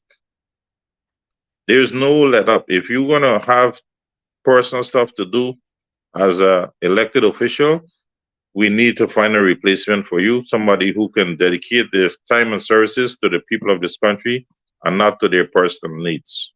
There's nothing wrong with somebody having their personal needs. You just can't be an elected official at this juncture. We need people on the ground 24/7. And, a lot of them are being grumbling and saying that we on this platform are hitting them. They don't need to be there because at this juncture, Guyana is going overboard and we need to stop this thing. You heard Mr. Benchop saying that they don't support the platform, they don't do anything. And that's the nastiness of some of the folks in the opposition. They are not willing to support their own to expand the message, but they're ready to go drink rum on a weekend at these high-rise places with the people who are suppressing. Not only the PNC supporters are being suppressed, but many East Indian people are being pushed under the gun. And we're seeing the deterioration of our communities. This Maddy situation, coupled with last week with the escape of the President Mazaruni, when you look at it, the school has more restrictions than the prison. We're going as Yeah, we got an interruption there by Mr. Crawford about to make a valid point that the schools obviously have more restrictions, have more bars, have every single thing where the kids can't escape, but prisoners can escape. But the kids are being treated worse than prisoners. It's like, look, Priya Manikchan should be ashamed. Look at all the irons. And then you're hearing that there's a possibility that the girls them got to get locked up, in that grill area because they just sneak through and go and get boyfriend. And I wouldn't buy these sort of things coming from the regime, man. These people, and again, I go back to anyone in the opposition who right now comes out and he praises on the PPP regime for being there on the ground and doing whatever. They are going to spend right now, Crawford and Caesar, and all of our listeners, they are going to spend millions upon millions of dollars, hundreds of millions of dollars to fly in, fly out, charter their friends' airline, whether it's Jerry Govaya and all of them, because almost all these guys ain't doing nothing for free, They're not going to do anything for free. It's all about chartering planes. $500,000, $1 million. So it's a money-making something. So they're going to spend hundreds of millions of dollars now, but they're not going to they didn't spend all of that into this dorm or our school system because they don't give a damn about it. They just don't give a damn. All they do care about are their friends and cronies, the Mohammeds, and all these other people who are wanted by U.S. authority. That is what they're doing. That is what they're about. They're not concerned. Look at Priya. I didn't even recognize. I thought it was 3 or 4 of them standing there. But they don't care about these young people. They never did and never will. And again, I go back into saying that the reason why they allow these young people to suffer, to live like animals in that little building, 60 plus of them, it is because of their ethnicity. It is because of who they are. Oh, dump all of them in there. 60 something of them, dump them in there. And then look what they're going to do. Rush now some of them to the Georgetown Public Hospital, where they have no proper equipment, they're understaffed, and all manner of things that they're doing. Who are these lagu bagus in the PPP are fooling? Who are they fooling?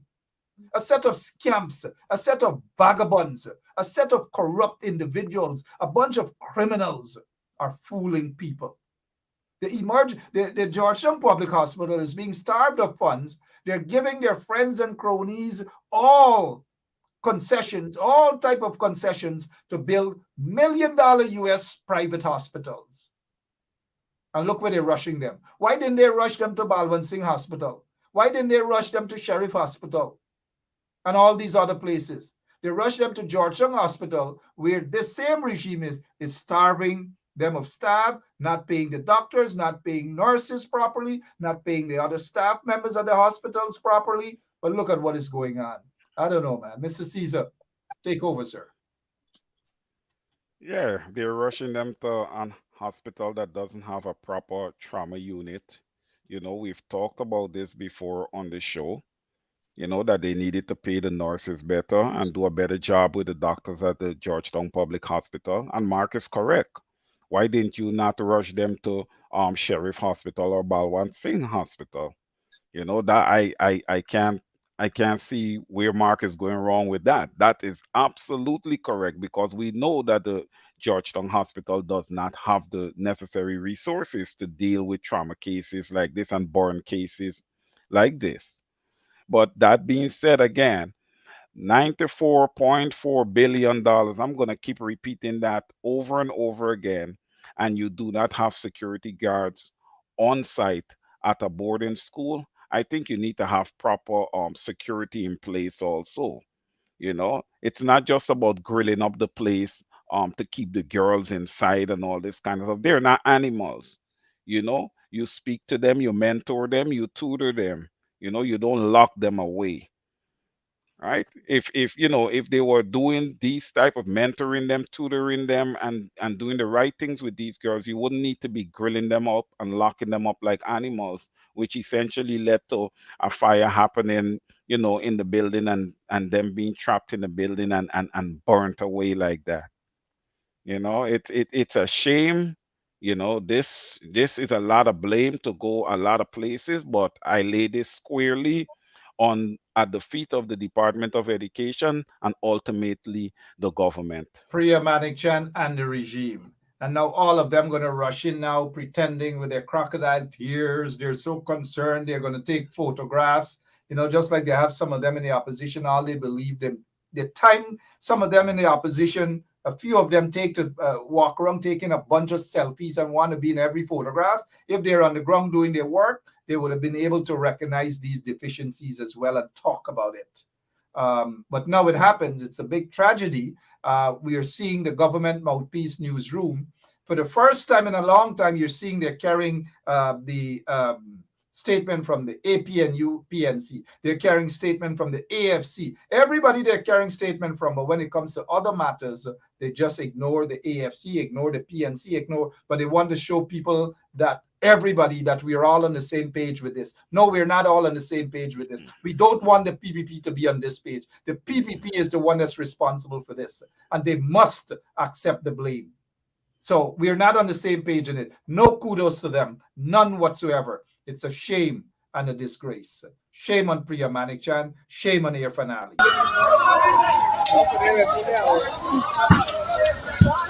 That guy was dead a while ago. Rose, boy.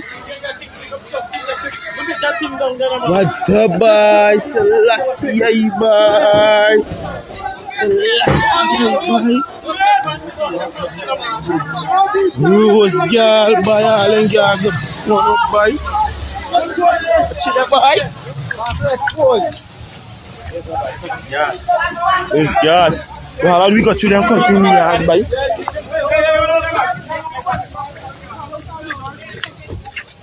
We go over them peep buy.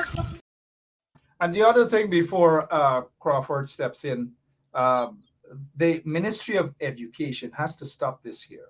This man, Azraddin Mohammed, is the subject of U.S. law enforcement agencies. Not one, not two, not three, not four, but U.S. law enforcement agencies. He himself has said that he's under investigation for money laundering, gold smuggling, assassinations, terrorism, financing of terrorism, and all manner of things. He said that. But yet the school system is allowing this individual, Azraddin Mohammed, to go and visit schools and talk to young people. Oh, come on. Where is Guyana right now? Where is Guyana? Mr. Crawford, where is Guyana right now? Mark, the progression that we saw from 2015 to even, let's say, late 2019, you're seeing a total decay and decline in it because we are allowing a selective few who are there only for their greediness and the false sense of security in the sense of a big bank account and material things to say that they've arrived, they've achieved the good life. Not until we as citizens come together. I don't know how often must I say this, as a people, and we have to take stock and start to, be our neighbors' keepers, and then it spreads onwards. And we have the wrong, what I must say, role models that we admire. People, I don't know, if somebody buys beer for people, that they're a good role model, regardless of how their source of income is situated. We don't have a proper attention span. We don't want to learn to read. We don't want to sit down and listen proper conversation unless it revolves around alcohol or prostitution. And it's a sad thing that this is where we are at. But don't run away with the idea that the citizens are not responsible. We are the ones who allow, certain folks or a limited amount of folks to manhandle the country, the people of the country, and not receive anything in return that benefits our societies. Too often, there's so much need, and we are seeing people become overnight millionaires, and we are not questioning. We still support those people. A matter of fact, we run like stooges or hungry belly dogs, as they may say, to those same people who have suddenly become filthy rich on the monies that are supposed to be for the poor or the guarantee for the citizens of this country. When you have people character, we can't have the school system associate with them until they're cleared of any allegations, because we're setting a bad example. You mentioned newsroom now being, carrying certain things. Well, you must remember Lynch is off the board as the ambassador. So you're going to see some strange behaviors in certain areas until they find out what the game is with the other incoming ambassador. Remember, many people are told to be on the P's and Q's because they don't know the nature of the beast right now, if it's going to be on their side or the other side. But in the meantime, as Guyanese, the only thing I can do is urge our brothers and sisters, regardless of race or religion, to come together, to stand in solidarity in the betterment of Guyana, not to be there in a money grabbing. You're going to go sell your soul for $5,000 this week, and you lose an opportunity to earn millions down the road. But if we come together as a nation and, fight against the corruption, fight against the discrimination, fight against the blatant disrespect of people not being able to speak their minds. Why is it important, or is it okay for the PPP people to go out there and vent any frustration and nobody persecutes them? But the minute somebody is deemed an opposition to the PPP and they speak out of the injustice, albeit with solid proof, everybody wants to hang a rope around that person's neck. You have prison escapes. These are threats to the citizens and their well-being. And we have a bad reputation in the international eyes. We are falling in every aspect that we have climbed so much in the last 5, 6 years. Now we're 8 years, we're tumbling backwards. We need to have leaders who are going to come out, who's going to be constructive in their dialogues to the citizens. Go into areas that are not your stronghold. The only way to make something strong is to go at it. And if you don't indulge, you don't know if you can make a positive impact or what it is. Nothing should stop the people who thinks that they're going to be there for the people. Go out there, visit all the various communities and see whatever it is. Don't be afraid to go out to the people. And we have to stop having politicians that work Monday to Friday. We need politicians to be there Sunday to Sunday. And don't be afraid to come at the PPP when they do something wrong. If we don't check these people, they're going to be a runaway train. We are going to be left with enormous debt as a nation. Some of them may be free to spend the monies of the ill-gotten gains. Some may not be free. Some may die because we see people dropping like flies. But at the same token, we need to stand up against anybody who oppresses the people of this country. Absolutely. Points well taken. Again, the question is, this guy, Azruddin Mohammed, is visiting certain schools. He is, somebody has mentioned that they've never heard him speak publicly. Maybe he just can't. But we cannot have such an individual visiting these schools. Somebody said that he's not a role model. Probably they are correct. But why is it that this guy, Azruddin Mohammed, the subject of investigations by numerous U.S. law enforcement agencies, according to him, he said that he has revealed that they are investigating him for assassinations, for gold smuggling, for affiliation with terrorism, for money laundering. That's according to him, right? But yet, the Ministry of Education, yet Priya Manichan, is allowing this guy to go into our school system to talk to our young people. Talk to them about what? What could he possibly talk to young people about? What example has he set for young people other than giving out a couple of crumbs now and then, crumbs here, crumbs there, trying to buy love? People might just grab the money because people are in need of the money. But certainly you can't win people's heart like that. I don't know. But I guess it's daytime now because his boy, Irfan Ali, is in office. His boy, Irfan Ali, is in office. Azruddin Mohammed has to stop the nonsense of visiting schools and sending the wrong message to our young people. He is no role model. Let Eddie Grant go to the schools. Let others with perfect example that kids would want to follow pattern, as we say, and be seen as role models. Not this guy. Not this guy. Come on. Not this guy. Not him. Is this what Guyana turned to now? Is this Guyana now? You got to be kidding me, man. Let's go back to Madhya. This is what's happening in Madhya right now, folks. This is what's happening in Madhya. And the PPP is out there attempting to score political points as though they care. They don't care. They don't give a damn about what has happened to those people. They just don't give a damn.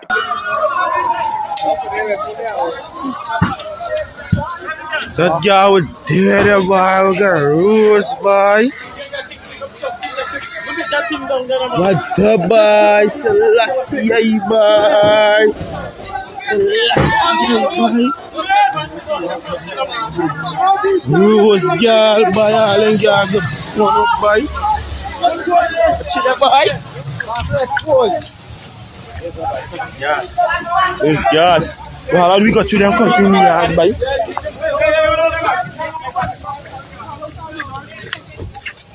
We go over them, people, boy.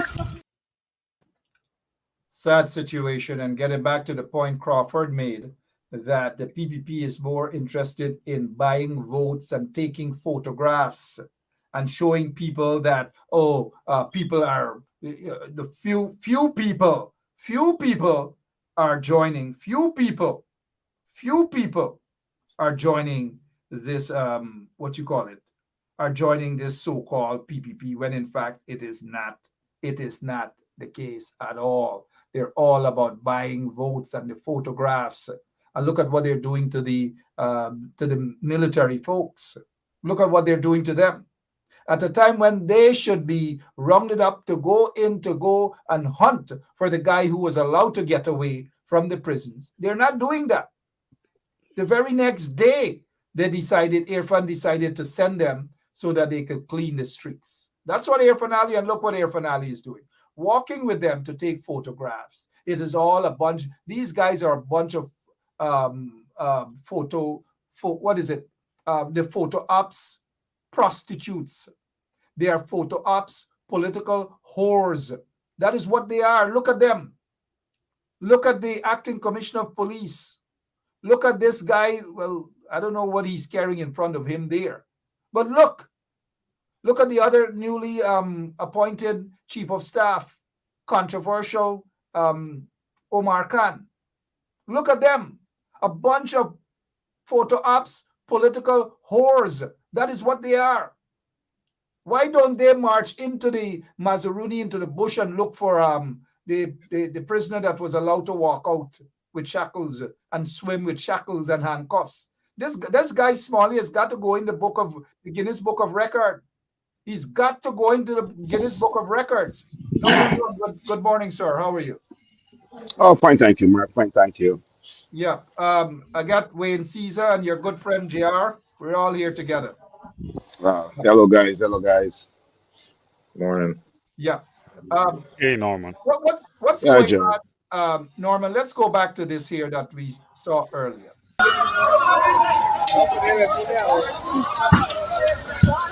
That guy would dare the boy, we got rules, boy. What the boy? Selassie, boy. Selassie, boy. Rules, girl, boy, all them girl, the one up, boy. See the boy? Yes, yes. Well, how do we got to them continue yard, boy?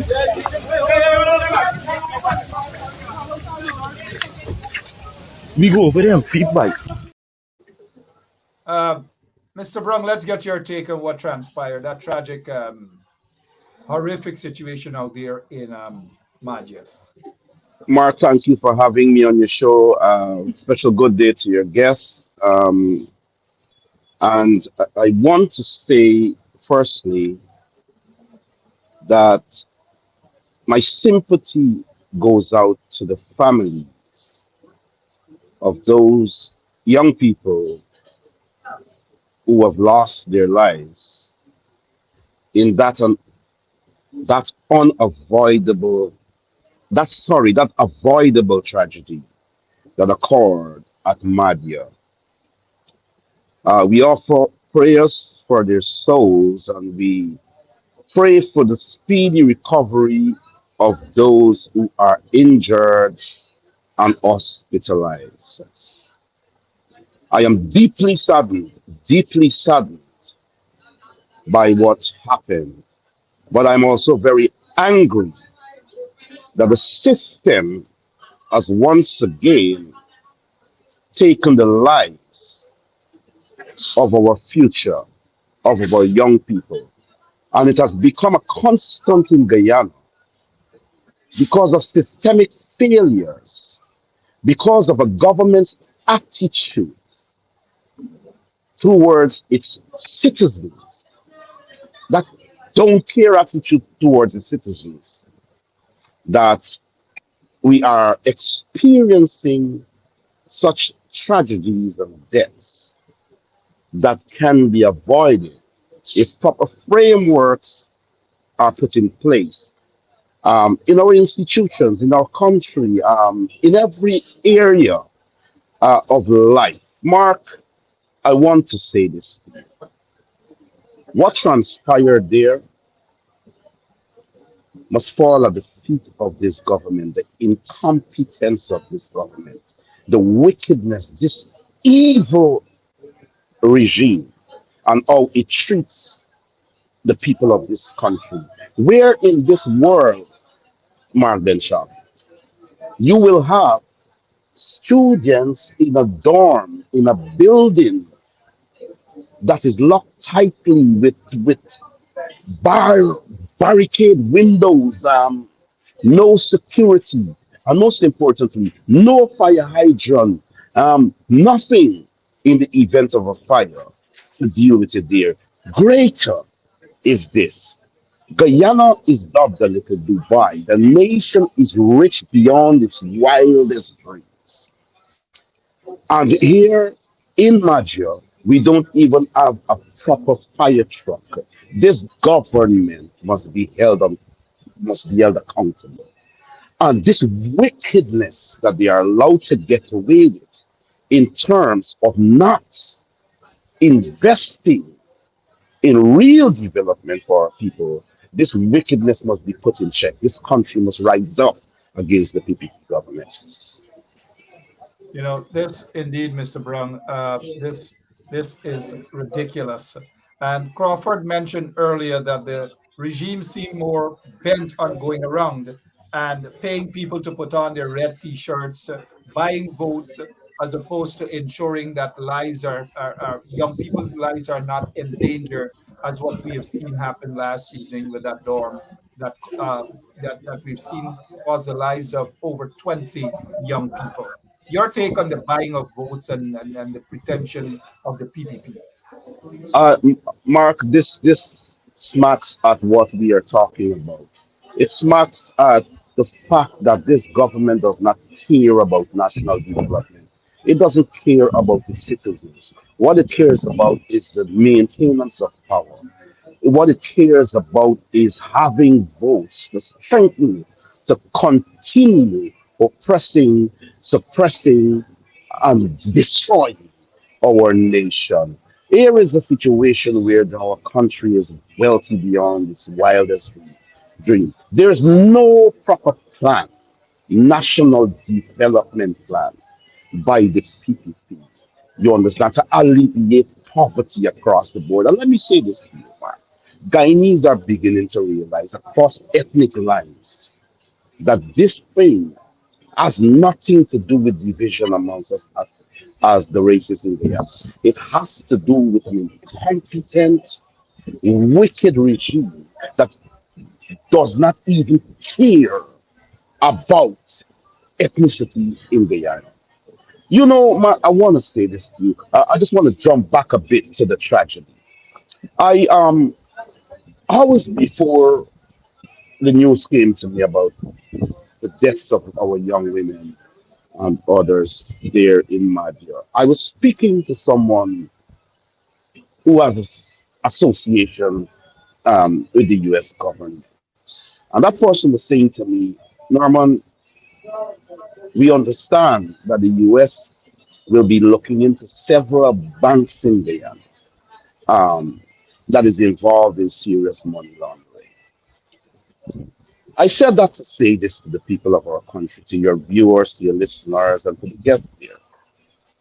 While this regime is taking the wealth of our country elsewhere for their own aggrandizement, while they're washing that money, They couldn't even care about putting a proper fire engine, you understand, in Maggio. They couldn't care about putting mechanisms in place to ensure the safety in the event of a fire in a public school building, in a dormitory where young people, our nation's future, um, are housed.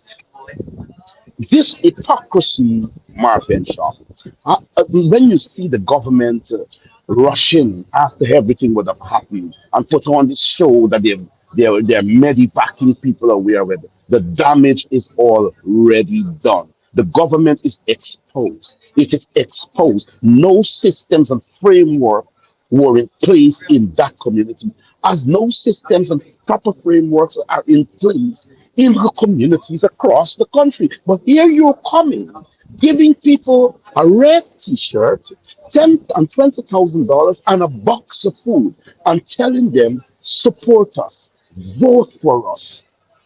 What are those people voting for? Have you? Is the government saying to the people, "Look, I've given you six fire engines here in Madia. Look, I have given funding to the schools so that you can have a state-of-the-art school." Nothing of the sort. You just vote for us so we can do something for you. And people will begin, Mark mentioned, to reject this government across ethnic lines. They will begin because this thing, you understand, have gone beyond normal. There seems to me, and I have a life to do immediately after this, it seems to me that Satan himself is sitting at in the seat of government in Guyana. We There is too much understand, wickedness. Mr. Brown, the emotions is too much all across the country, indeed, and we cannot disagree with anything, absolutely anything that you have said there. The regime, it's way overboard. Just getting messages coming in from folks. Robeson Ben, his office, in front of his office should have been crowded with people. Priya Manik Chan's office, and all these different places, because $95 billion $95 billion for the budget for Ministry of Education, and yet the kids have to have gone through what they did. I don't know. Mr. Caesar, you want to pick up on anything Mr. Brown just said there, sir? Sure, Mark. Let's go back to the whole voting issue here. So what we got to understand here is that for those 23 years, you understand me, that the PPP was in power. They committed economical genocide against the people of Guyana. They totally control the people with their marginalization and their racism, right? And what we've been calling for with the opposition when it comes down to edifying the people, you understand me, is preparing them, because look, before it gets better, it's gonna first get worse. It's gonna get worse first. There's not gonna be an easy landing for Guyanese here. Okay, we've allowed these people to reign too long. So forget about the easy landing here. It's gonna be tough before it gets better, right? The people has got to understand here that you cannot take a 10,000, a 5,000, or a part-time 40-hour job, because remember, that is all temporary. You can make a decision because you've been living in poverty for so many years. You could make a decision to continue living the way you're living just for a little more and vote correctly. Vote for change, as Mr. Brown said, across all ethnic lines. That means that we are voting to the issue. We're voting to the issues. We're voting to policies that we want to see put in place. Mr. Brown also spoke of the framework. The framework needs work. Okay? It needs a lot of work. I said, the framework in the communities, it's not built out. It's not something that is complete. It is something that needs refining, and with time these things would always need to be refined, and this is not happening in Guyana. We are continuing in the same old posture, the same old buildings, the same old insecure buildings, right? Had that building been better secure, like I said, with fire extinguishers on the walls and all these things, you talk about having big, rich people like the Mohammeds going into schools and talking to students. No, you have your big money, you want to push your money out there, provide some fire extinguishers in the Let in the me schools. let It's not sorry, go ahead, make your point, 30 seconds, sir. right. It's not gonna hurt, Mark, because when it's all said and done, all these people are extracting the monies that belongs to the Guyanese people. So And it would that's not hurt to give back some of to it to give them. back to give back crumbs. Even Yep. as we speak, gentlemen, this is what is happening on the ground right now. Justice for our sisters. Grills to windows and doors are for prisoners.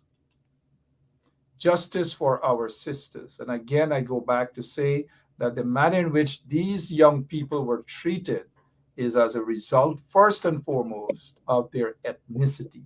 You dump 60 plus of them in a small building and feel that everything is okay. You lock them away, you cage them up, but you leave the prisons open. Anybody could walk out. Anybody could arrange and walk out and gone, and that's it. But you lock these people up like animals. You grill them up, you lock them, and somebody miles away, probably, that has the keys, that goes in the morning to open them up so that they can come out and they can graze and go back inside. That is the PPP. That is what they're up to. Mr. Crawford, I see Mr. Brung is shaking his head. Mr. Crawford, you want to add something quickly before we go back to Brung and then we start wrapping up? Look, Mark, the PvP has clearly shown that they're going to take the monies, they're going to produce these big contracts and proposition. Take the money, do not have to explain where the monies goes. Just like the natural resource fund, they are not being held accountable by the people, or more so the opposition team, to to produce goods and services. They don't care about what people say. The international bodies are there running around with them all the time taking photos. How do you take photo ops with folks that do not care about their nation, or who are in direct violation for human rights, who are under investigation by various international bodies? Your representation of your country, is this the kind of behavior that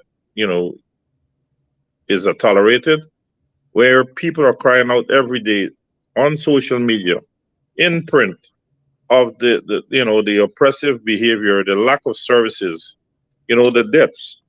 You think going and saying I'm sorry to this Amerindian family is going to bring them back, or is going to be nice? But it shows a direct insult to the Amerindian community. And what is more so insulting, again, is that one Schumann couldn't take the time to be there for his so-called people of his ethnicity. And when you put up those $94 billion numbers, we are not seeing that number, in any proper spent in any proper manner. So where are these monies going? This coming out, no explanation, and the money disappear. This is where we have to have people who's going to go out there and be very vigilant on these numbers. And the MPs have to always be putting these numbers out in the community so people can able to look into it. What are we getting for our dollars that's being spent? And until so, the PvP is, until we don't rein them in, they're going to pilfer all the resources out of this country. And we have to make sure that people return the monies that are ill-gotten to the people of the country. All of the resources, indeed. Whilst we prepare to have our closing remarks from Norman Brung and Wayne Caesar and J.R. Crawford, let me just bring to your attention that there's a missing 12-year-old boy. This 12-year-old boy, Grant, is a student at Lodge Secondary School and lives in Jonestown, Mahaika. This young man is missing. This young man is missing. And if you know the whereabouts of this young man, 12-year-old Grant is his last name, please get in touch with his family, and their contact number and the police number. Everything is listed there. Every single day, there's something in that country, something in that country. Mr. Brown, we over the past couple of days, we heard of someone who walked out of the Mazaruni prison, serving 5 or 6 life sentences, jumped into the river uh, with um, with shackles and handcuffs and so forth. I have been watching movies practically all my life, and I've never seen such a scene in a movie with shackles and handcuffs, and is able to swim and all manner of things. Your take, please, on that. And I've noticed people are calling on Robeson Ben to resign. Lots of controversy.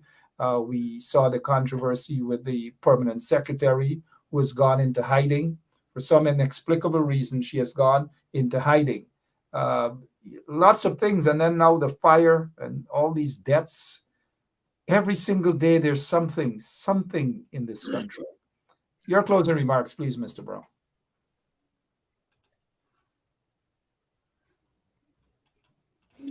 Sorry You, about that. We had your mic muted for a second. Go ahead, sir. uh, Sorry. Mark, you have been in this struggle for a very long time. You've been deep in this struggle. You were deeply involved. You're still deeply involved in this struggle. And you will not dispute the fact that every time the PPP is in power, lawlessness peaks. It peaks to a point in which the lawlessness becomes inexplainable, unexplainable. And you see tragedies after tragedies, and you see things that you want to believe that it is no longer human actions only, but there is something coming from a greater evil. We come from a religious society. People, more than 60% of Guyanese are Christians, Muslims, Hindus, um, black spiritual worshippers, and so on. So we believe in spirituality. Whenever this regime is in power, we see things. Look, Mark, that young man that is reported as a mass murderer that was um, in Masruni prison, these people released that man. This is how wicked and evil the PPP is. And we are getting back to those days where criminals, hardened criminals, that did nasty and dirty work for the PPP, um, and are planning to speak out that they're giving pardon on the cover. They're allowed to let them go and that kinds of stuff. Look at Guyana so rich. Look at the vehicular accidents in Guyana every day. Lives are being lost. This morning, a young prison guard from Linden died on the Linden Highway map. Where is the billions going? Where, I try to understand and rationalize. If you care about your people, if you care about your country, and you have wealth, the first thing you do is to look after your people, is to make your country a national priority. It's got nothing to do with race. But here we are seeing a government that is taking the wealth of the nation and doing whatever they want with it. You understand? It's serious money laundering going on. These PPP officials from bottom to top are back again in bed with criminals, in bed with drug lords. The lawlessness again. They tell people go out there, dance, do whatever you want to do, broke out. You understand? Keep them in ignorance. Give them a little drinks. Give them a little food, and they go back into a life of squalor when they get home. And because the country is so rich and we don't have 1 million people, and you have young women have to sleep with men for money, young men having to sleep around even with men for money, right? Poverty is rife in Little Dubai, in a paradise that is run by Barajab. You're the most evil human being I have ever seen and met in my life. Something has got to give, Mark. We have to unite as Guyanese, and we have to rise up and remove this regime. Enough is enough. Thank you very much. Thank you so much, Mr. Norman Brung. Enough is enough. And I'm sure that Brung will be discussing some other stuff on the voice of the diaspora pretty soon as well. Mr. Crawford, your closing remarks, please. Mark, what I would like to see is an effort by the citizens of this country to band together to weed out the corrupt politician and the oppressive ones that is there. We as a nation needs to look at all the unfortunate happenings. Also look at the amount of programs that are being deprived the proper care from the government. And most of all, we have to look at ourselves and ask ourselves, is this what we want to be, a surviving nation rather than a nation that's living and enjoying itself, enjoying the fruits of this land, our natural resources? We have to also question the outsiders who are coming in and manhandle us where when it comes to our resources. And look back and ask ourselves, why are we allowing the division to destroy our country? What was founded on unity? We have to stop seeing this coolie and black business and look at good versus evil. And it's sad that what we were seeing there in that happened early this morning in Malta, in Madia. And I do hope that there will be a sense of urgency where we can look into the institutions. Too many schools are gone up in fire. Is it a planned something, or is it an unfortunate chain of events? But we cannot have our learning institution burning down to the ground for strange reasons. Also, we need to see more affirmative behavior from those that are elected to carry out our welfare as citizens of this country, and not to be afraid to speak out or speak our mind when something is wrong. Call it for what it is. Whoever wants to get offended, that's their problem. Yep. And more so, we must be unified as a nation for us to be progressive. All right. Thank you so much, Mr. Crawford. Let's go to Mr. Caesar for his very, very brief closing remarks. Go ahead, sir. Yes, sure, Mark. I'll try to make it as brief as possible. I just want to close. I just want to close by saying, we got up today to the shock of another tragedy in Guyana. And to the Guyanese people, I just want to say, here to you is another sample of what the PPPC government have to offer to you. So from this, all adults, all adults, especially adults that are parents, try to put your feet into the shoes of those 19 parents that are mourning today, for the loss of their children. To be laying in your bed and your child is dying and you're not even aware of it. Just try to, you know, put yourself in their place, and think of what they're going through. And again, my sympathy is with those families, and I will also be sure to keep them in my prayer. We cannot continue to see the fabric, the values of our great country being destroyed by a set of gangsters. This is not a government. Right now, Guyana is governmentless. We don't have a government in Guyana. And again, I am with Mr. Crawford that the people need to band together.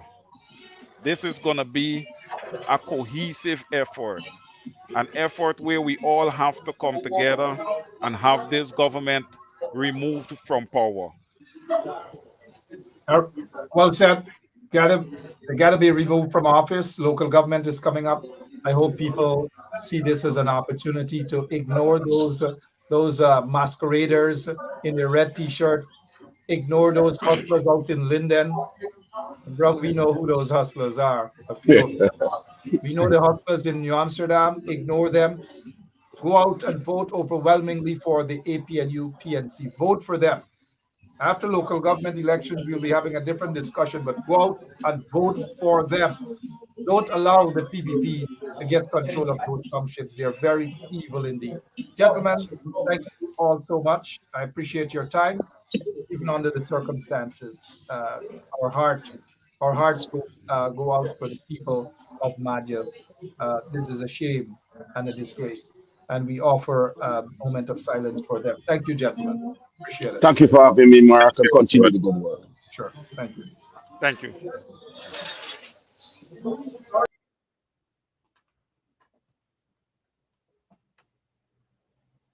We've got to pray for Guyana. We've got to pray for the families. We've just got to pray for them.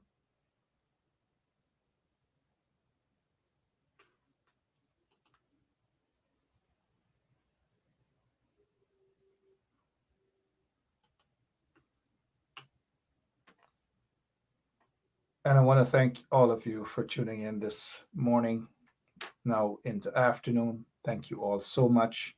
I'll see you back this evening.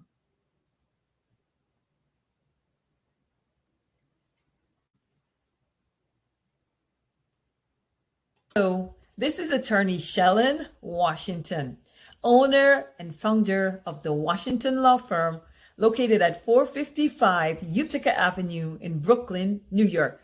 We're specialized in medical malpractice, personal injuries, matrimonial law, and landlord and tenant. If you're in need of legal representation, please give us a call today. The number to call is 718-877-3100. Consultation is free at no cost to you. So call us today to see if we can be of any assistance to your legal needs. Again, the phone number to call us is 718-877-3100.